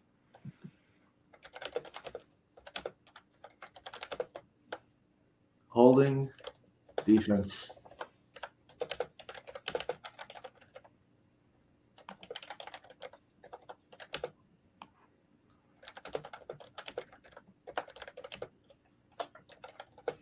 On the Jets. They held the pocket for a while. Yeah, I can't kill the line for that. They gave him some time. Yeah, no, that's a coverage sack. Right. And the penalty is on guess who? Lamar Jackson. This is like the make fun of Lamar Jackson and Claudine Charles last night. Izzy makes the most of it, picks up 3. It'll be 2nd and 2. Sounds good. It's more Izzy's game, that little outside zone. Scheme change is not friendly to him. Them going more gap. And I think it's pretty much Izzy and Xavier Valladay the rest of the night. Yeah, I don't think we'll see Allen or Davis again. Yeah, no need to. Yep, I agree. What number is Brandon Smith? Do you remember? Brandon Smith, the wide receiver, he is 87. 87. Okay, I don't think I've seen him on the field yet. That's 85. McCutcheon is a yard short.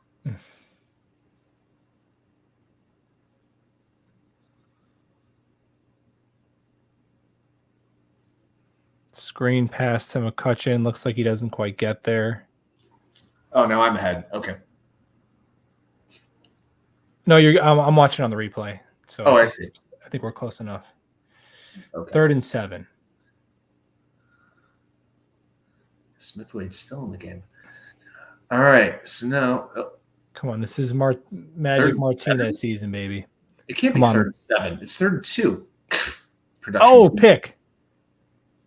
What? Oh, he threw a pick coming back all the way down inside Jets territory.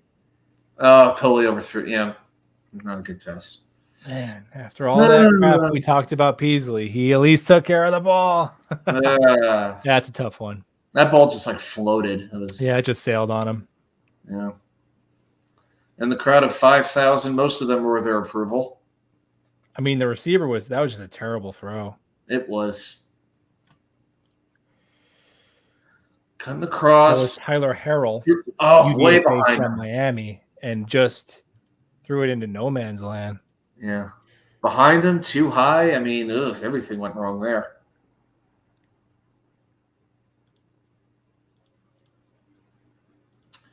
All right. Max Mitchell now in at left tackle. All right.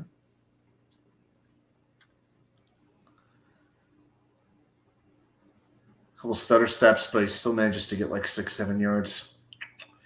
Jalen Key, I think, was on the tackle. Nate, who threw the pick? Martinez threw that pick.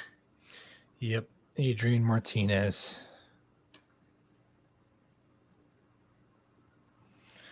Panthers 2nd and 4 at the Jet 23.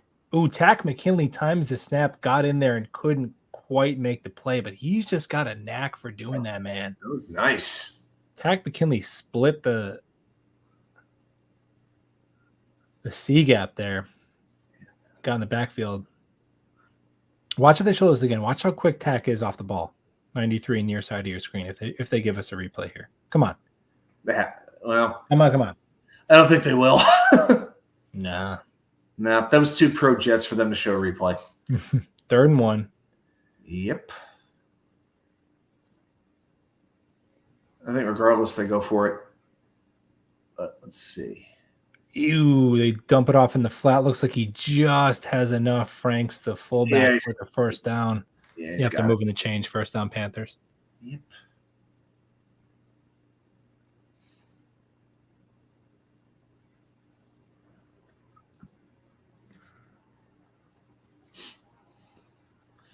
Wait, Hollister. Is that Jacob Hollister, the old tight end from Seattle? Is he still around? 87? Jacob, I don't. It might be. If he's still around, that'd be something. He was hand off right side. Picks up a couple. Nice. I think that was Holmes almost had him, but Monroe over there. Jerry. Okay. Yeah, Monroe is flying around. And Key, I'll say, usually at the end of the play, you see Jalen Key. He usually manages to find his way around the football. Yep. He reminds you of, he's like this year's Trey Dean. McGregor and McKinley on the edges for this 2nd and 8. And you see Dean McGregor. Oh. Go get him, Takk. Takk McKinley, that'll go down as a hurry. Telling you, man. Not bad. Oh, by the way, did you see the Chiefs about a week or so ago cut Trey Dean? No, I didn't even catch that. They did, yeah, about a week or 2 weeks ago. I don't think he's been picked up by anybody that I know of. I'll double check. Yeah, currently a free agent. So Trey Dean is out there. Bring him home. Yeah. Oh, what about that fourth safety spot? Hey. I got my eye on McGregor here on this 3rd and 8 at the bottom of the screen. I like it. Let's see what he can do. Now we're going shotgun. They want the extra protection. They move the running back right in the middle. We're sending. Ooh, that a lot of contact. It was no flag, incomplete. Receiver had his hands on it late. Was that was Bartholomew? Okay, yeah, Shamir Bartholomew. Quarterback for rookie from Georgia, 24-year-old rookie from Georgia Southern. Okay.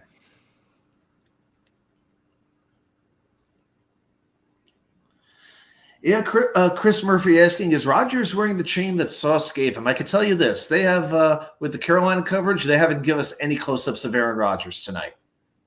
No, it's a very different broadcast. It's just the Panthers head coach the whole time. Oh my God! Yeah, it's This is pretty much what we're seeing. This holding the pad up pretty much at this angle, pencil in here. This is about the extent of the Carolina coverage. Correct. So, that's it. Chris Murphy. Oh, great! We might need offensive tackles.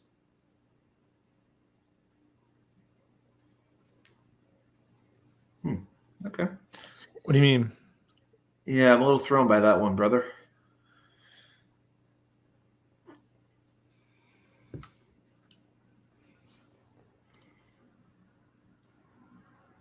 I think the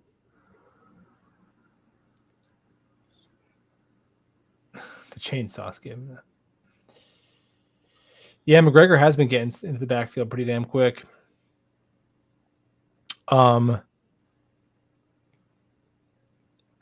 I haven't really noticed much of Eric Watts, number 58 tonight.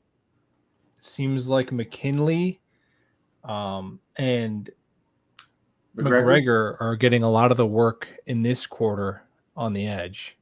I'm seeing a little bit of Jalen Holmes, but I think he's been playing a little bit inside more so. They played him inside about half the time last year. He's a true tweener. So he's got a it's like shot they because of versatility, but I don't know, man. I know he's like a bigger run defending guy. I just like McKinley and McGregor, that speed off the edge. That skill set is just more enticing to me. I guess it's easy to say until you're giving up 6 yards of carry, but again, if our offense does what it can be and we're playing with the lead, then you're not as relying on your run defense. Right. And we still have two, I think, excellent, run defenders on the defensive line between JJ and Quinnen. So, and Clemens, for what it's worth, is a pretty good run defender. Yeah. And you can still throw Fotu in too. So yeah. That's true. Haven't seen Leonard Taylor too much tonight, though. No, Bruce Hector and Tanzel Smart have gotten a lot more of the work. Well, that's somebody I was looking to see a little bit more. Haven't seen impact plays from him yet. Okay. Hey, Jets Mess, how you doing, man? What's going on, dude? JC Horn with some very fat dreadlocks. Wow.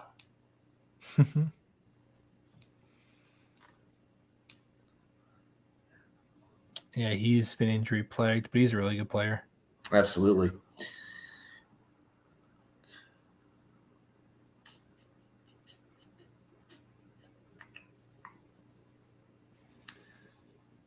Okay, kickoff coming. Kind of a ground ball, and immediately there's a flag. And the play's blown dead here. Huh, what's going on? Somebody must have left early or something. Let's see. Oh, it's a penalty because the kickoff landed short of the landing. So it has to land in the landing zone. So now the Jets get the ball on the 40-yard line. 40, wow. The 40, yeah. So if it goes out of the back of the end zone, it's the 30. If it goes short of the landing zone, it's the 40? Yeah. Got it. It'll take us some time to get all this down. But and if it goes out of bounds, it's the 40 as well. But that was always the case. Right. That makes sense. But, yeah, it's like you got to, land it just right. Not too short, not too far. All right. All right, Jets have some good field position here. Let's see if Martinez can redeem himself. It's still a Abanikanda in the backfield. Oh boy. Oh, man. Missed tackle. Look at this. Oh! Anthony Ferkser. There's a little bit of a gift missed tackle, though, that created that, in all fairness. Explosive gain well into Panthers territory for the 7-year veteran. So Pinheiro tried something of a squib kick, somewhere between a squib and a full kick. He was just trying something out different, and I don't think he'll be doing that anytime soon. Yeah, it's like it wasn't a full swing of a kick. They just showed the replay. Huh. Yeah. So that was a gain of 21. Anthony Ferkser, a known yak guy, right? Take that title from Corley. The pitch to Abanikanda, who he's run pretty hard these past couple of weeks. That's a nice 5-yard gain for Izzy. I think the writing's on the wall. I think irrelevant of how he performs in these next couple preseason games. I just don't think there's a spot for him. I think they're going to keep the 3 running backs. But we'll see. I think he'll get picked up though if they cut him. I think someone would roster him. Yeah, I agree. He's pushing for the first. I think they got the first down. I think that's enough. Yep. Right back to Abanikanda. Oh yeah, yep. Oh, yeah. Strong run by Izzy. Not bad.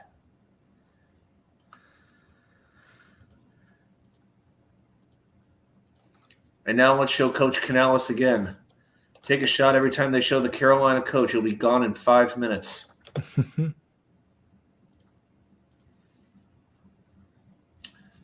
All right, so 2:30 to go in the third quarter. Jets have a 1st and 10. Looks like Martinez is in shotgun on the Carolina 28. Izzy again. Knife forward for about 4. Tripped up and a flag comes in late again. Yep. It looks like in the area of offensive holding, and it comes back from the. But we'll see. Yep, holding. Sure is. 64.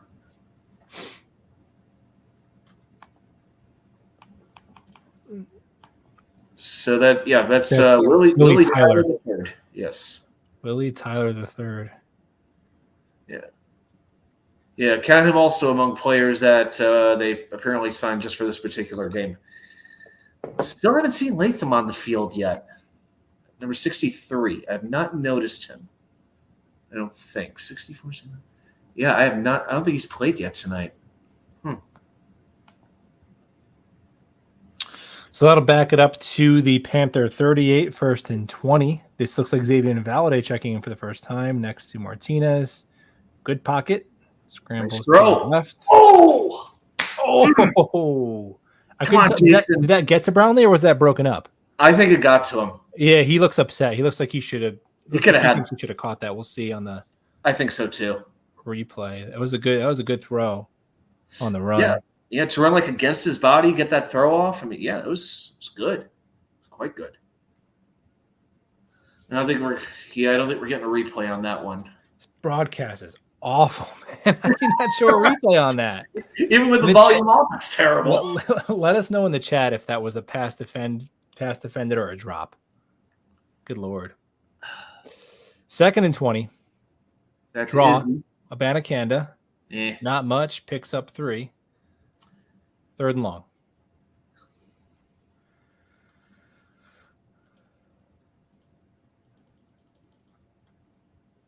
Jeffrey says dropped. Yeah. Okay. Judging by his reaction. Yeah, a couple people are saying dropped. So Chris said too. I'm getting way too excited for a preseason game. I think I'm actually calm by considering you haven't seen me during a regular season game, man. You don't want to. Oh yeah, no, this is Adam. I was at a season opener once with Adam, and by midway through the first quarter, it was emotional distress. Throw behind Brownlee, incomplete. Not a very good throw. Yeah. Would have been a great catch if he caught it, but. Dakota J, the Jets motivator, says, to be honest, this game is an embarrassment, shaking my head. It's I mean, I wouldn't call anything in the preseason an embarrassment, but it's an ugly game. Yeah. But am I feeling any worse about the season as Canales is pumping his arms like they just won the freaking NFC championship? Nothing of consequence has happened in terms of the regular season besides Will McDonald had a nice sack, and I think Siebert. It looks good. Siebert, nice kick. All right. Siebert, give him a spot on the practice squad. 9-6. 9-6 Jets.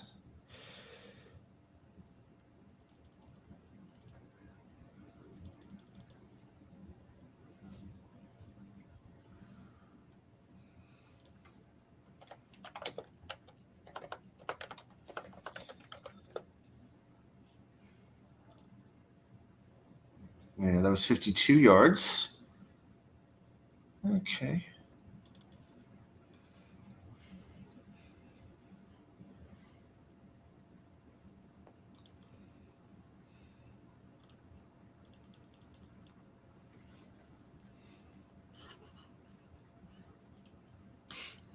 A bunch of dudes who will be playing in the UFL soon. Yeah, true. Mm-hmm. So. What does 16 still? What does Brownlee still playing say? I don't think Jason Brownlee is a roster lock. No, at all. I think because the monkey wrench in the wide receiver room is, are they going to roster Charles just for special teams, which they might. They did last year. You know, Charles and Brownlee both made the initial 53, but we'll see. I think Brownlee is a guy who. I don't know. There's a lot of hype last year, and I'm like, I don't know, man. He just kind of seems like a run-of-the-mill roster bubble receiver to me, to be honest. Do you think? Because I've been going back and forth with this when I do like project the 53-man roster. I'm a little bit stuck on 6 versus 7 wide receivers. Now, let's think about the locks. We got Garrett, Mike Williams, Malachi Corley, Alan Lazard. I would consider Gibson almost a lock. Okay. So if you throw Gibson in as well, then what do we have left? Brownlee, Charles, anybody else? I mean, that'd be it. I don't think Brandon Smith or like Lance McCutcheon are quite in there. I think it's just, are they going to keep 6 or 7? And if they keep only 6, is it Brownlee or Irv? yeah, I'm thinking, does Charles have the edge because of special teams? And then you risk exposing Brownlee because, I mean, you could keep him, but then you could also keep a 4th tight end if you wanted to go that direction.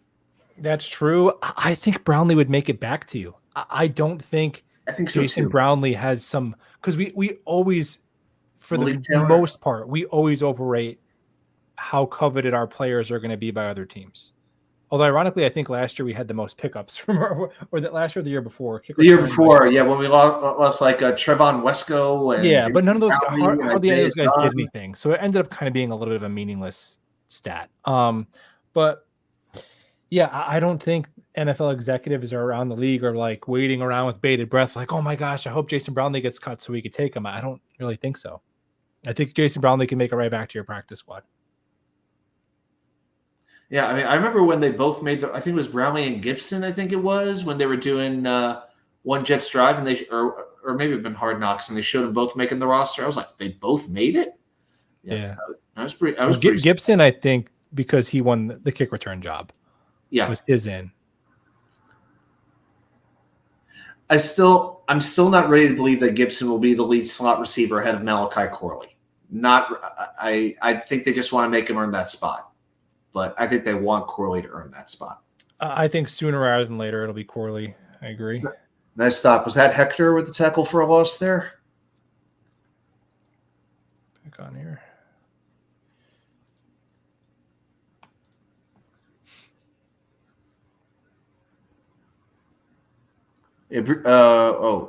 Bruce Hector and Sermon. Jay Sermon.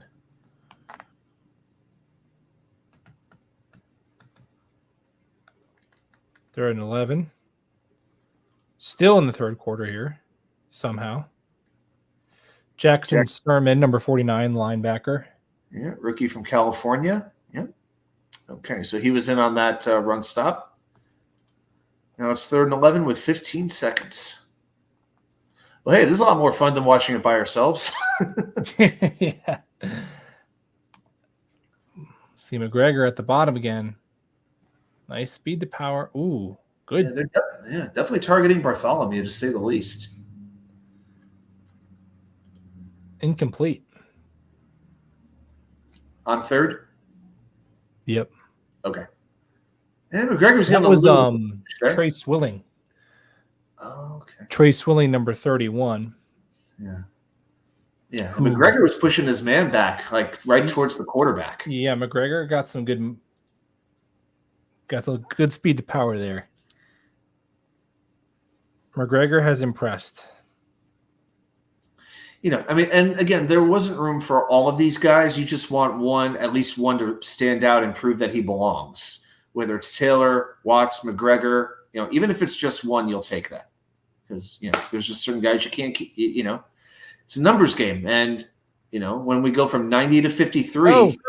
Oh. Big return. Codrington again.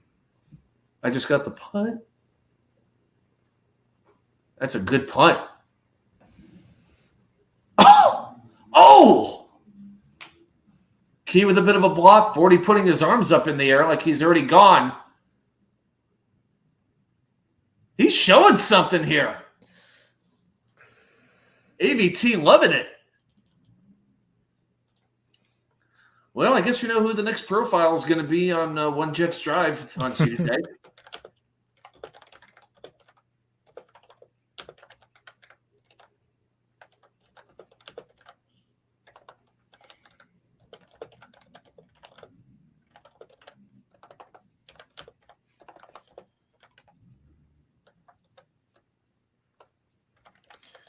So the third quarter feels like it lasted about a year and a half. Team Martinez not looking so good, although somehow we netted 3 points in that quarter. The quarterback play has been less than stellar, to say the least.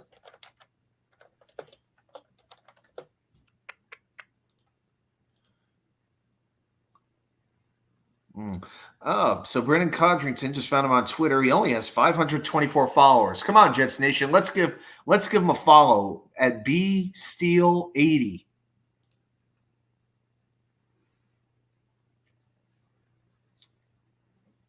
All right.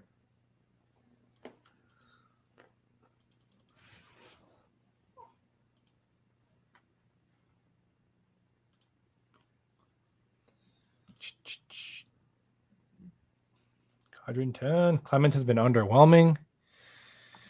Yeah. I didn't even notice him tonight. No, I really couldn't tell you one thing of note that he did. He did hit the quarterback one time. He came around on a twist. Or he was the Okay. And I was just checking the schedule. So the game against the Giants is next Saturday at 7:30. Okay. Yeah, the Snoopy Bowl. Yeah, Clemens came around as the looper, and he had a quarterback hit, but he really, I think he's just like a sub package kind of goal line edge who you'd like to maybe see 20% of the snaps. But I think obviously if Hassan doesn't show, then he's going to have everyone goes up a level, so he'll probably see. He did play. It doesn't feel like it, but Clemens played 36% of the snaps last year on defense, which is a surprising number to me. He was out there quite a bit. So we can have an elite defense with Michael Clemens being a significant part of it because he already was.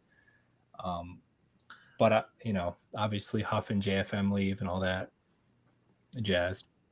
I just think like McDonald and McKinley, I would hope to see more. Tough to know if they see McDonald as an every down player yet. Jets take over on the Panthers side of the field after the long kick return. Spots Martinez some good field position, drops back to throw. Clean pocket, ball batted down at the line of scrimmage. Ugh. Looks like he was going for Harrell. Tyrell Harrell. Okay. Yep. Tyrell Harrell was open over the middle and Brandon Shiley, what are you watching on? I'm in upstate New York and in Bill's cable area. Well, Brandon, I live in Raleigh, North Carolina. I've been here for about 3 months, so I'm just walking on the local NBC channel, as a matter of fact. Gyro, where's Watts? We're looking for him, too. I think I've seen his number like one time, and that's about it. Yeah, Watts has not shown out in the game situations just yet. He's one of those guys who seems to flash a little more in practice, but in the games, not just yet. Yeah, I haven't really seen a significant Watts moment yet as Martinez fakes to Valladay and then checks it down to Valladay for 3 or 4 yards, setting up third and manageable.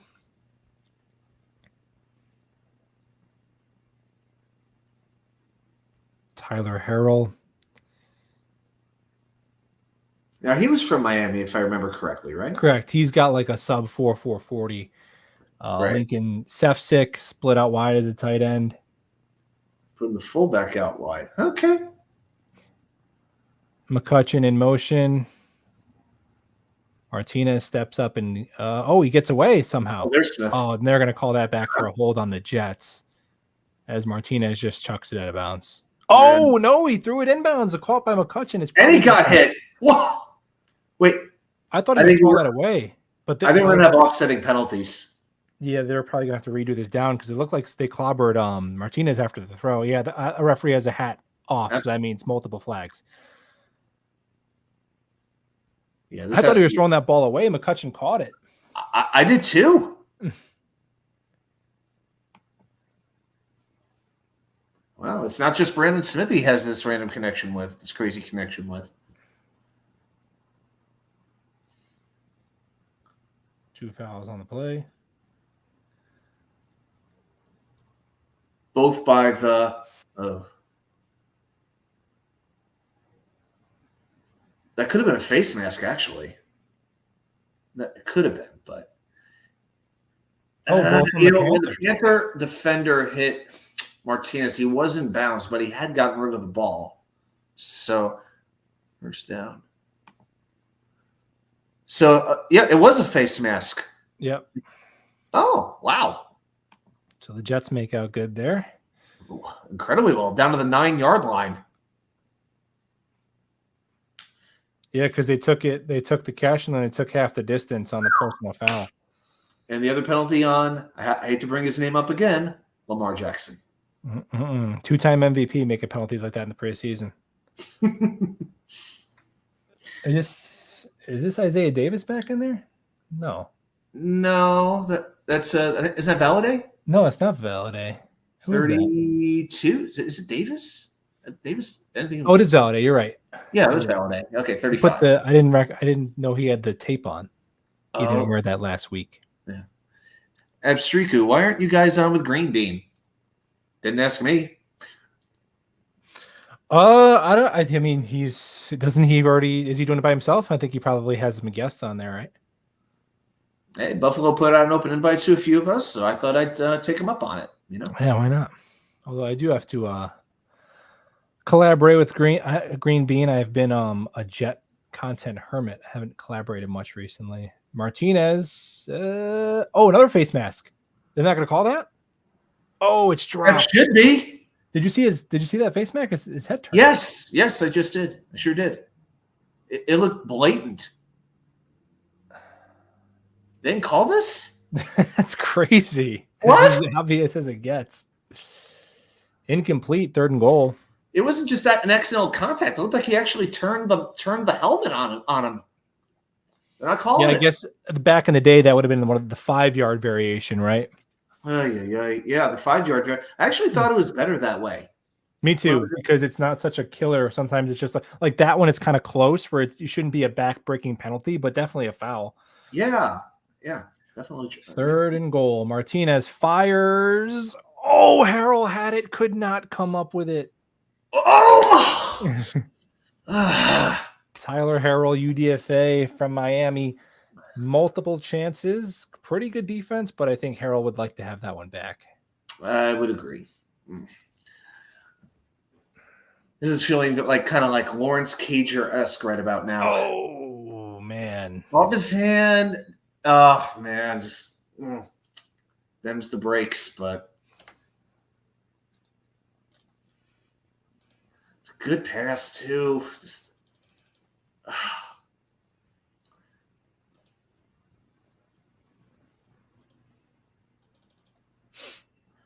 all right, field goal good, 12-6. This Siebert is a solid kicker. He was with Cleveland last year. I think he had a big game-winning kick last year for the Browns. Yeah. He's been around a minute. I know he was. There was one big kick that he had. Let's see, 27 years old. He actually set the NCAA scoring record for kicker back in 2018. It's been broken since, but he actually did set a record at one time. Oh, yeah, he went to Cleveland, then Cincy, then Detroit, then the Jets, then to the Saints. Now he's back with the Jets. Oh, he's been all over the place. Yeah, I only remembered him with the Browns before this, but he's been all over the place. Jared, why are there 2 number 15s? Well, in the preseason, you have so many players and maybe not enough numbers. We also have 2 number 31s, and I'll give you $1 million if you can name the 2 number 31s without looking it up. It's actually Trey Swilling and Isaiah Winstead. So it's a thing you'll see in the preseason. Nothing too uncommon.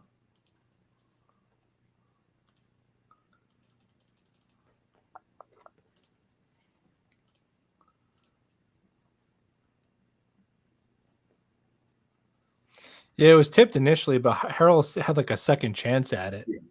Yeah, I mean, if the ball hits you in both hands, then you got to make those plays if you're going to get a roster spot. Not saying it's easy, but gotta grab those opportunities.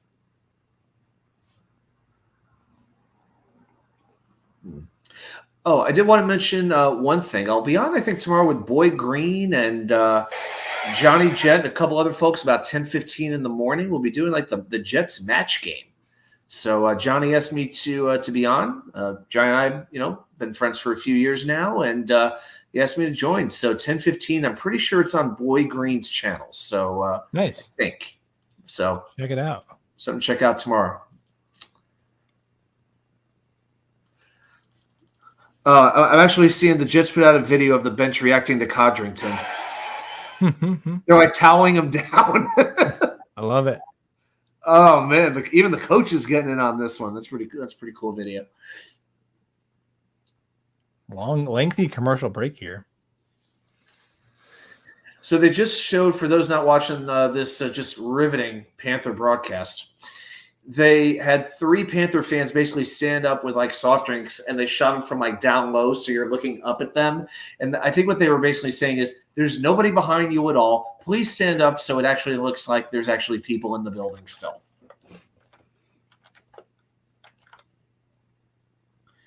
Oof, maybe you can get a draft pick for number 15. For Siebert? Doubt it.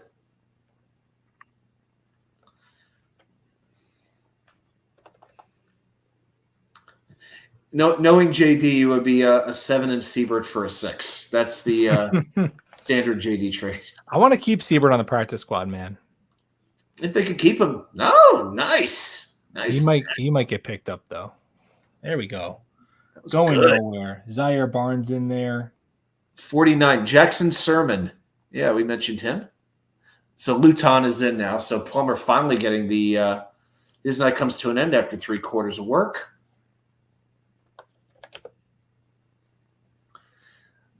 I don't Chris, your bet on Reddick missing the 49ers. Have either of you sent him a sandwich yet? I don't know if the Taylor ham, egg, and cheese is going to do it for Reddick. It might take a couple of those to make up for all the money he's losing.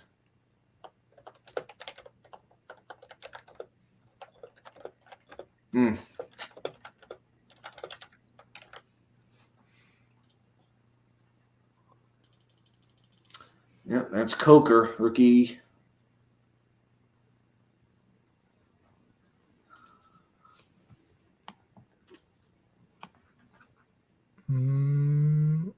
I'm surprised. I'm a little.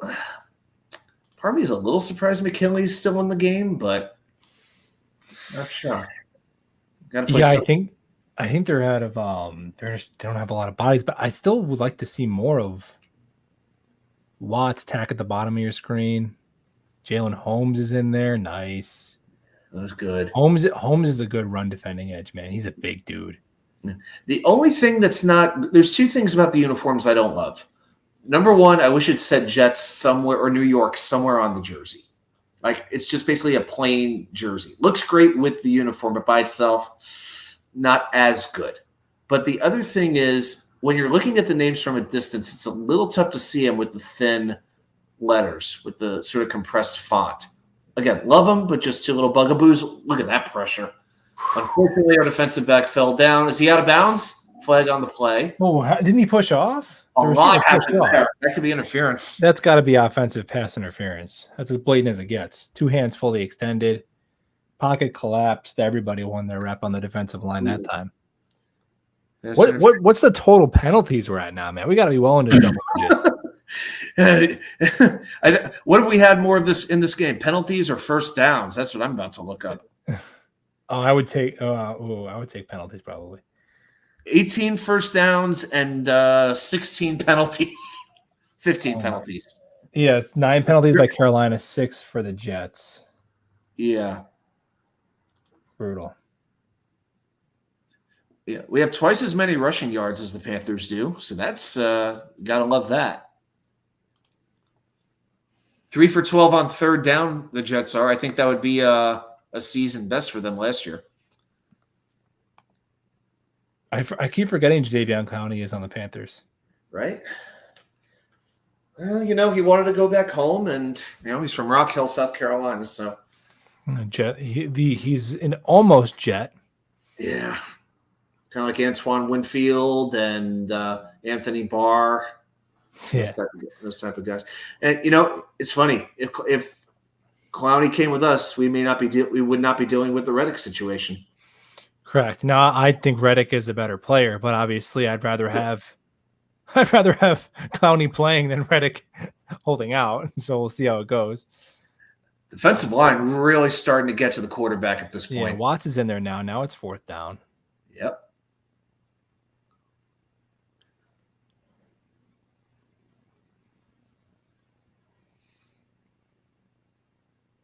Sermon on the Mount. That amen, brother. Very good, Gyro. So Panthers will be forced to punt. Brandon Codrington will get another chance. Brandon. He's got the Allen Iverson sleeve. They should just kick this to the sideline, to be honest. Yeah, they didn't. Fair catch. He hangs on to it. Okay. That's enough fireworks for the night, they decided. Yeah, again, I don't think there's a roster spot for him, but he's got some juice as a returner. And I'm sorry. I'm hoping that Gibson did have I would call it a fumbling problem last year. He fumbled 5 times. So hopefully that's fixed, because that's a lot. That's a lot of fumbles for a kick returner. For sure. Ooh, Costello isn't good. Tech McKinley looks like he got banged up, came off the field slowly talking to trainers. Boo. Not good. All right. Don't know anything. He's just talking to the trainers, so we don't know. All right. See what we could find out here. Let me see if I can. I'm actually going to rewind this, see if I can go back a minute and see anything. 58.91. It's a little bit difficult when Jadeveon Clowney's taking up a third of the screen. And it just stays zoomed in. Yeah, there's no way I could see anything. All right.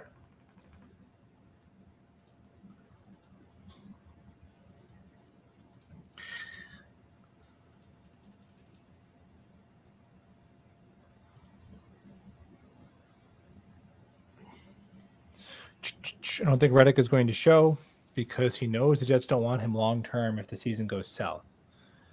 I don't think the Jets necessarily want him long-term regardless. I think they wanted him to play out the last year of his deal. And according to them, he said he was okay doing that, and then something changed. Now, the interesting thing is the same people who are reporting that also said that the Jets offered him an extension before the trade. They said, hey, here's an extension we would like, or a contract we'd like to offer you. He said no. They said, okay, fine. Are you willing to come here and play on your current deal? And then we'll continue talking about the contract. And according to the Jets sources, he said, yeah, that's fine. And then went back on his word. We don't know what Reddick is asking for. So it's a weird situation. I mean, everything that I've heard has been right around 25, right around where Danielle Hunter is. Which makes sense. I don't know. I mean, we'll talk about it after this very important play coming up here. 1st and 10. Very much so. Valladay in the backfield. Martinez hands it off. Valladay, nice hole. Picks up 5, 6, turns for 7 or 8. Zach got low for a nice block. Oh, no, it's not Valladay. We got a new running back in here. We got Jackson, number 34. Jackson. That is Deion Jackson. Oh, it's funny. I go to the Jets roster. They have him listed as number 38.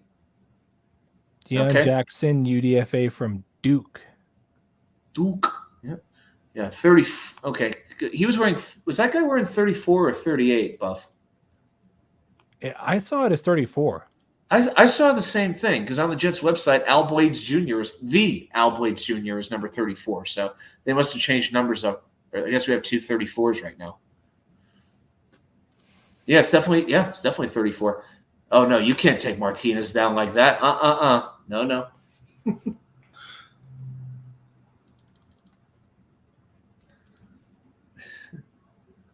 Burst down with his legs. Martinez, Jets are marching.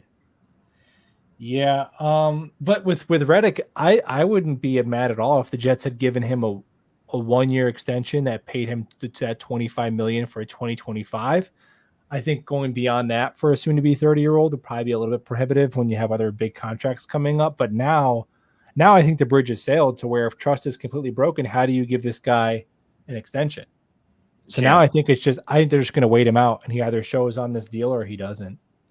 And he's only hurting himself if he doesn't, because the Jets retain his rights if he doesn't play.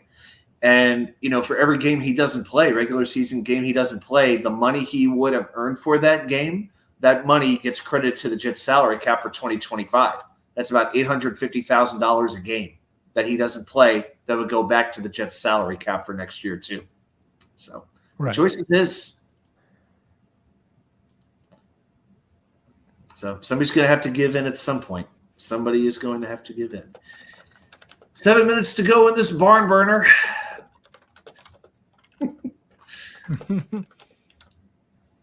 Whoa! That was a little scary, and the cameraman got completely faked out.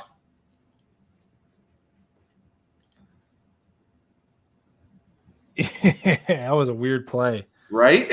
Little jump toss into the flat, 3rd and 6, incomplete. Looking for Sefcik in the flat. More close-ups of Bryce Young and Andy Dalton. Good. We went from Coach Canales to Young and Dalton on the sideline in the fourth quarter. All right, isn't it time to go to Brandon Smith at this point? Come on. 3rd and 6, Jets from their own 30. That could be delay of game. I guess not. Oh, they're not going to get it off. I think they did. First down. Oh, they gave it to him. They did? Martinez. Oh, that's Smith, right? Yeah. Yeah, Smith over the middle. Sure is. First down. Perfectly placed.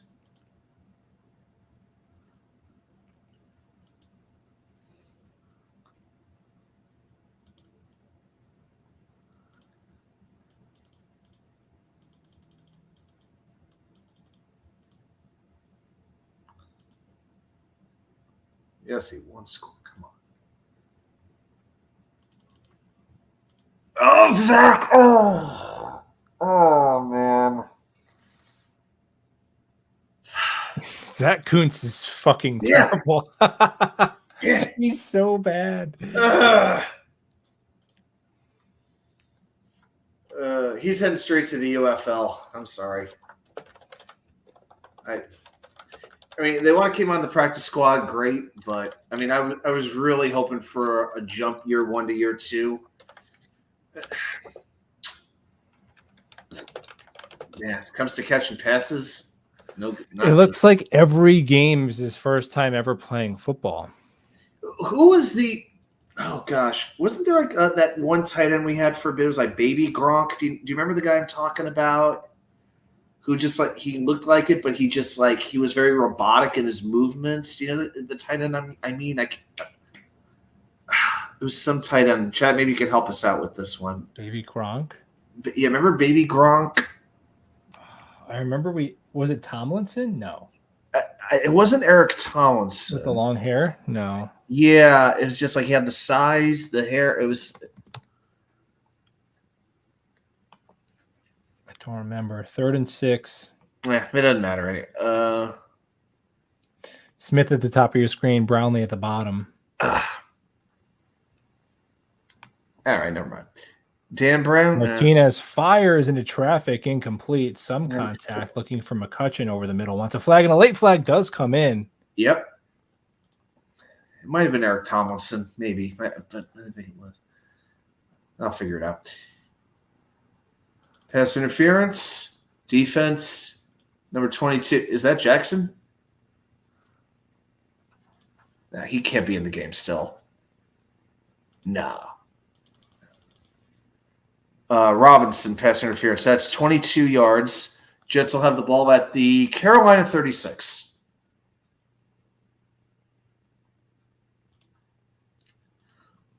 But again, Lofu, Kuntz doesn't work out. It's a 7th-round pick. I mean, how much do we really expect from a 7th-round pick? You just take a chance and you take a shot at the RAS score. Hope for the best. That's all. I mean, you had to know when you see a 10 RAS score and a guy makes it to the 7th round, obviously there's going to be some deficiencies in his football acumen. But I thought there was something to work with as a ball of clay of just raw talent, but so far, man, it looks pretty rough with Kuntz. Who I is no way in hell going to make the roster, but still Stick him on the practice squad for one more year. Can't hurt. I wish we could have seen and heard Ron Middleton as he dropped that, as Kuntz dropped that pass. Hit it. Nobody want to die. Everybody wants to go to heaven, but nobody wants to die. That's right. 2nd and 7. Martinez over the middle. Nice. There we go. Contested catch. They'll bring up 3rd. Short. And they're probably going to run this. So I don't think they're going to go for broke. That is Neil Johnson. Yep, they just signed him this week. Tight end they picked up from the Rams. Yep. Walmart Kenny Yeboah. Yeah, they're going to want to Kenny Yeboah good enough to have a Walmart version of him? I hate 3rd and 1 shotgun so much. I just hate the idea of it.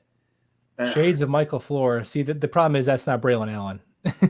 It's accurate. They would have moved out of the way like Moses parting the Red Sea. It was Braylon Allen. And they're now talking. The Panthers broadcast is now talking to Armonte Edwards, Panther wide receiver from 2010 to 2013. Has anybody in the chat ever heard of this guy? Armonte Edwards. All right, Siebert on for another field goal to make it a 2-score game with 3 minutes to go. The snap up, the kick is good. Nice. It is a 15-6 Jets lead. Siebert. 7 field goals tonight. 7 for 7. Yeah. Yeah, accurate. The only kicking mishap we've seen is Pinheiro not kicking the ball all the way to the landing zone, and the Jets got the ball on the 40-yard line. Yep, that's the only mishap. All right, so I'll tell you what, with 3 minutes, you figure the Panthers are going to start throwing the ball down the field. This is a chance for one of those pass rushers to – pass rush has been starting to get to the Panthers quarterback a little bit more over the last drive or two. So let's see if they can finish the game off right here, maybe force a turnover. We haven't had a turnover. Have we had a turnover in this game? Yeah, we haven't forced one. We turned it over. We turned it over the one time. Yeah, that's right. So now with McKinley probably out. So now, all right, this is McGregor and Watts time to come close this one out. And Leonard Taylor. I want the front four to be Watts, McGregor, Leonard Taylor, Holmes, and then Jalen Holmes on the interior as well. Let's cook with that. Okay. I don't think I've seen Taylor in the second half though. Yeah, what's going on with Taylor? He got a lot of work in the second half last week. Maybe they like him so much they're like, you know what, we're not going to play that much. But that would make sense to me because like he sort of has like a roster spot. You can't guarantee him a roster spot just based off last week, though. Taylor? Yeah. I don't think so. And I'm not at camp, but I haven't heard. That's why I was surprised last week because I hadn't heard even a tweet about Leonard Taylor making a play. Obviously, the Jets liked him. They made a significant investment to him. He was heavily pursued as a UDFA. He was projected to be as high as a 5th-round pick. But, who knows what they think of him, but I don't think he's some sort of roster lock by any means because the Jets have typically only kept 4 defensive tackles under Saleh, and we know Quinnen, Kinlaw, Fotu, and Solly Thomas are going to make it. So I don't know if there's room for Leonard Taylor. The only way I think Taylor can make it is if Reddick starts the year not on the 53. Do they carry him over a 6th edge? I think they're going to have 10 defensive linemen regardless. Right. The question is, do you do 5-5 or 4 defensive tackles, 6 edge? Right. So that is going to be the ultimate question. I think the last spot they could go either way. It's just whoever earns it. And if Taylor earns it over McGregor, Watts, I hope it doesn't. It'd be rough if it came down to Taylor or McKinley for one spot. Pretty good return by Carolina to the 35-yard line. Yeah, they're going to have some difficult decisions to make. But, yeah, it does surprise me a little bit that we're not seeing Taylor as much in this game. We'll see what the snap counts turn out to be. But it's funny with McKinley. I haven't seen anything else about him talking to the trainers, except for the one tweet that Costello had about 15 minutes ago. Nobody else has said anything about it.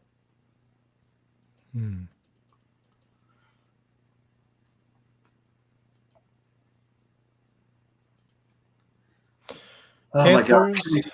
Can we please have full screen of the game? We don't need to look at Monty Edwards sitting in the broadcast booth. NFL Premium will not be sponsoring my channel anytime soon. Oh, McGregor just hesitated a split second. But he it's tough because he has to contain that side if there's a cutback. And that's just a good run. Panthers gash us for 15 plus. Yep. Oh my gosh, this split screen is just this is like man, it's like there's a podcast happening with a football game in the background for this broadcast. It's so terrible, man. Well said. McGregor disciplined again. See, that's what Clemens was messing up. I like McGregor. Interesting. That's a good point. That's how we got those touchdowns given up against us to the Commanders last week, because Clemens just went full bore for the running back and didn't keep us contained. It was not the same watching that game about a day and a half later. It was very hard to be focused because the game wasn't on NFL Network for another day and a half. So, oh, good for you, man. I didn't even rewatch. I tried. First game. I think we're at the 2-minute warning all of a sudden. Okay, we went to commercial.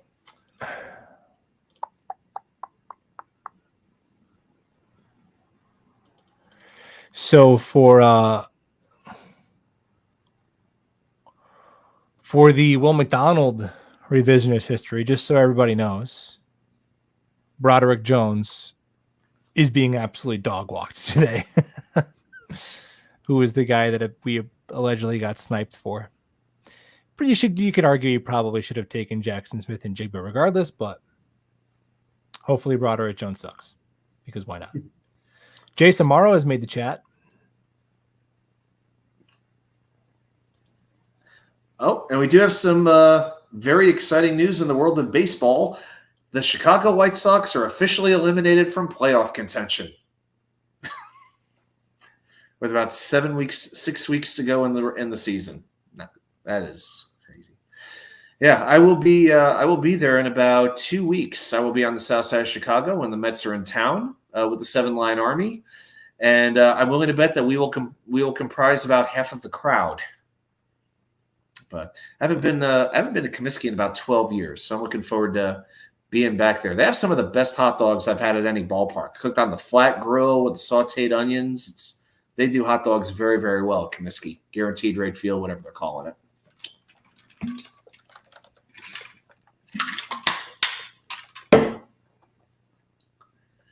Pretty much all the commercials tonight, it feels like it's either political ads or gambling, like 90%. Or there was a couple for antidepressants as well, so I guess that's a nice trifecta. Makes sense for Panthers fans. Oh boy. Home and stretch. Bojangles. Can't leave out Bojangles. Dude, we better win this game. We cannot end this disaster in a loss. It'd be pretty amazing if we managed to blow a 9-point lead with 2 minutes left. I would take a touchdown, an onside kick, and a field goal, or in reverse order. Right. Yeah, we get to I'm amazed at the way they try to take onside kicks out of the game with all these rules and everything like that. It's like the onside kick is exciting. I just don't understand. It doesn't seem like it's a play where you'd be prone to guys getting hurt either. So that's one thing I can understand some of these rules changes, but I cannot understand the reduction in the onside kick. Yeah, I don't understand why that had to be part of it. Because it happens so infrequently. Like, just leave the onside kick alone. Yeah, because now you can only do it. I think you can only do it in the fourth quarter. The last 2 minutes, you have to be trailing. The wind has to be blowing northeast at least 10 miles an hour, whatever the case may be. Yeah, something like that. I think those are all the rules. Yeah, you have to be winning in the second half, and you have to alert the other team that you're going to do it. So the old surprise onside kick is a thing of the past. And of course, you have to have. Well, this goes back a year or two, but you have to have the same number of players on one side of the field. You can't overload nice one play. side. Nice run stop by the Jets. Yeah, they're still Leonard interviewing. Taylor is there. Leonard Taylor was on that play, 3rd and 3. Again, another interview. We will be able to give you. I don't know how the Jets players are doing, guys, but we will be able to give you a detailed biography on many Panthers bench players after the end of this game. We should write a book with what we've learned. I mean, I understand just at random points, but when there's like less than 2 minutes to go in the game, do we really need this? I've never seen this where they're half screening the game for this long. First down by the Panthers, but another penalty flag comes in, man. Probably another hold. 41 face mask on the Jets. Oh, man. On number 41? Marcelino McCrary ball. Okay, that's that linebacker we picked up from San Francisco's practice squad. Right. Yeah. They use him like in sort of like that multifaceted way, like linebacker, cornerback. He plays like a little bit of wherever they need him to play. But, what do you really – how much do you really expect from him? Not much. And just like that, the Panthers are just outside the red zone. With 1:17 to go in the game. At least with a 9-point lead, we can be pretty confident there would not be overtime. Not that they would have in the preseason anyway. 45 getting around. Oh, that was good. That was Taylor. Man, he just he did that twice last week too. Taylor, I want to see him get more reps against, like if the other team is playing their starters next week, I want to see Taylor and McKinley versus better competition. I'll see what they do against the Giants next week, but gotta let the starters play a little bit. Oh boy. Okay. Oh my gosh. 2nd and 12. Oh, big hole. There he goes. You won't like this.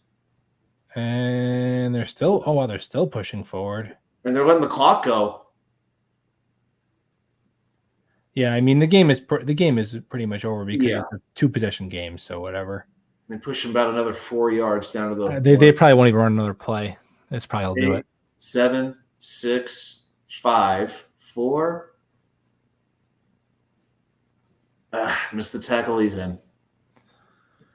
On the last play of the game, so okay. They get the snap off, you have a handoff. Oh, who missed that tackle? And the TV screen says field goal. It's a field goal as they entered the end zone. Amateur hour, man. This is, oh my gosh. Please, just don't kick the extra point. Let's just get the hell out of here. Okay, the game is over. Jets win 15-12. Doesn't look like there was any devastating injuries. But, yeah, that was 2 hours and 45 minutes of lousy football for the most part. You guys are the best. You hung in there with us. It's fun. Yeah. We got the win, man. Got the win. It's all that matters. Couldn't have done it without you, Watsuke. Thanks for hanging out, brother. Undefeated. Yeah, 2-0. 2-0. Now on to the Snoopy Bowl. Cincinnati. Yeah, Joseph. The Panthers' motto is keep pounding. Yes. Make up your own joke.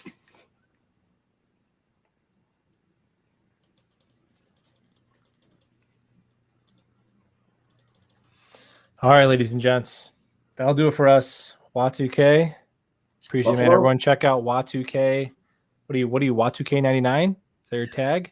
So that's sort of like the handle, like youtube.com/Watu-K99, and name of the channel, NY Sports Wicker Media. So definitely be sure to go as I'm on the march to 1,000 subscribers. Wednesday night, 6 p.m. we go live. Wednesday night.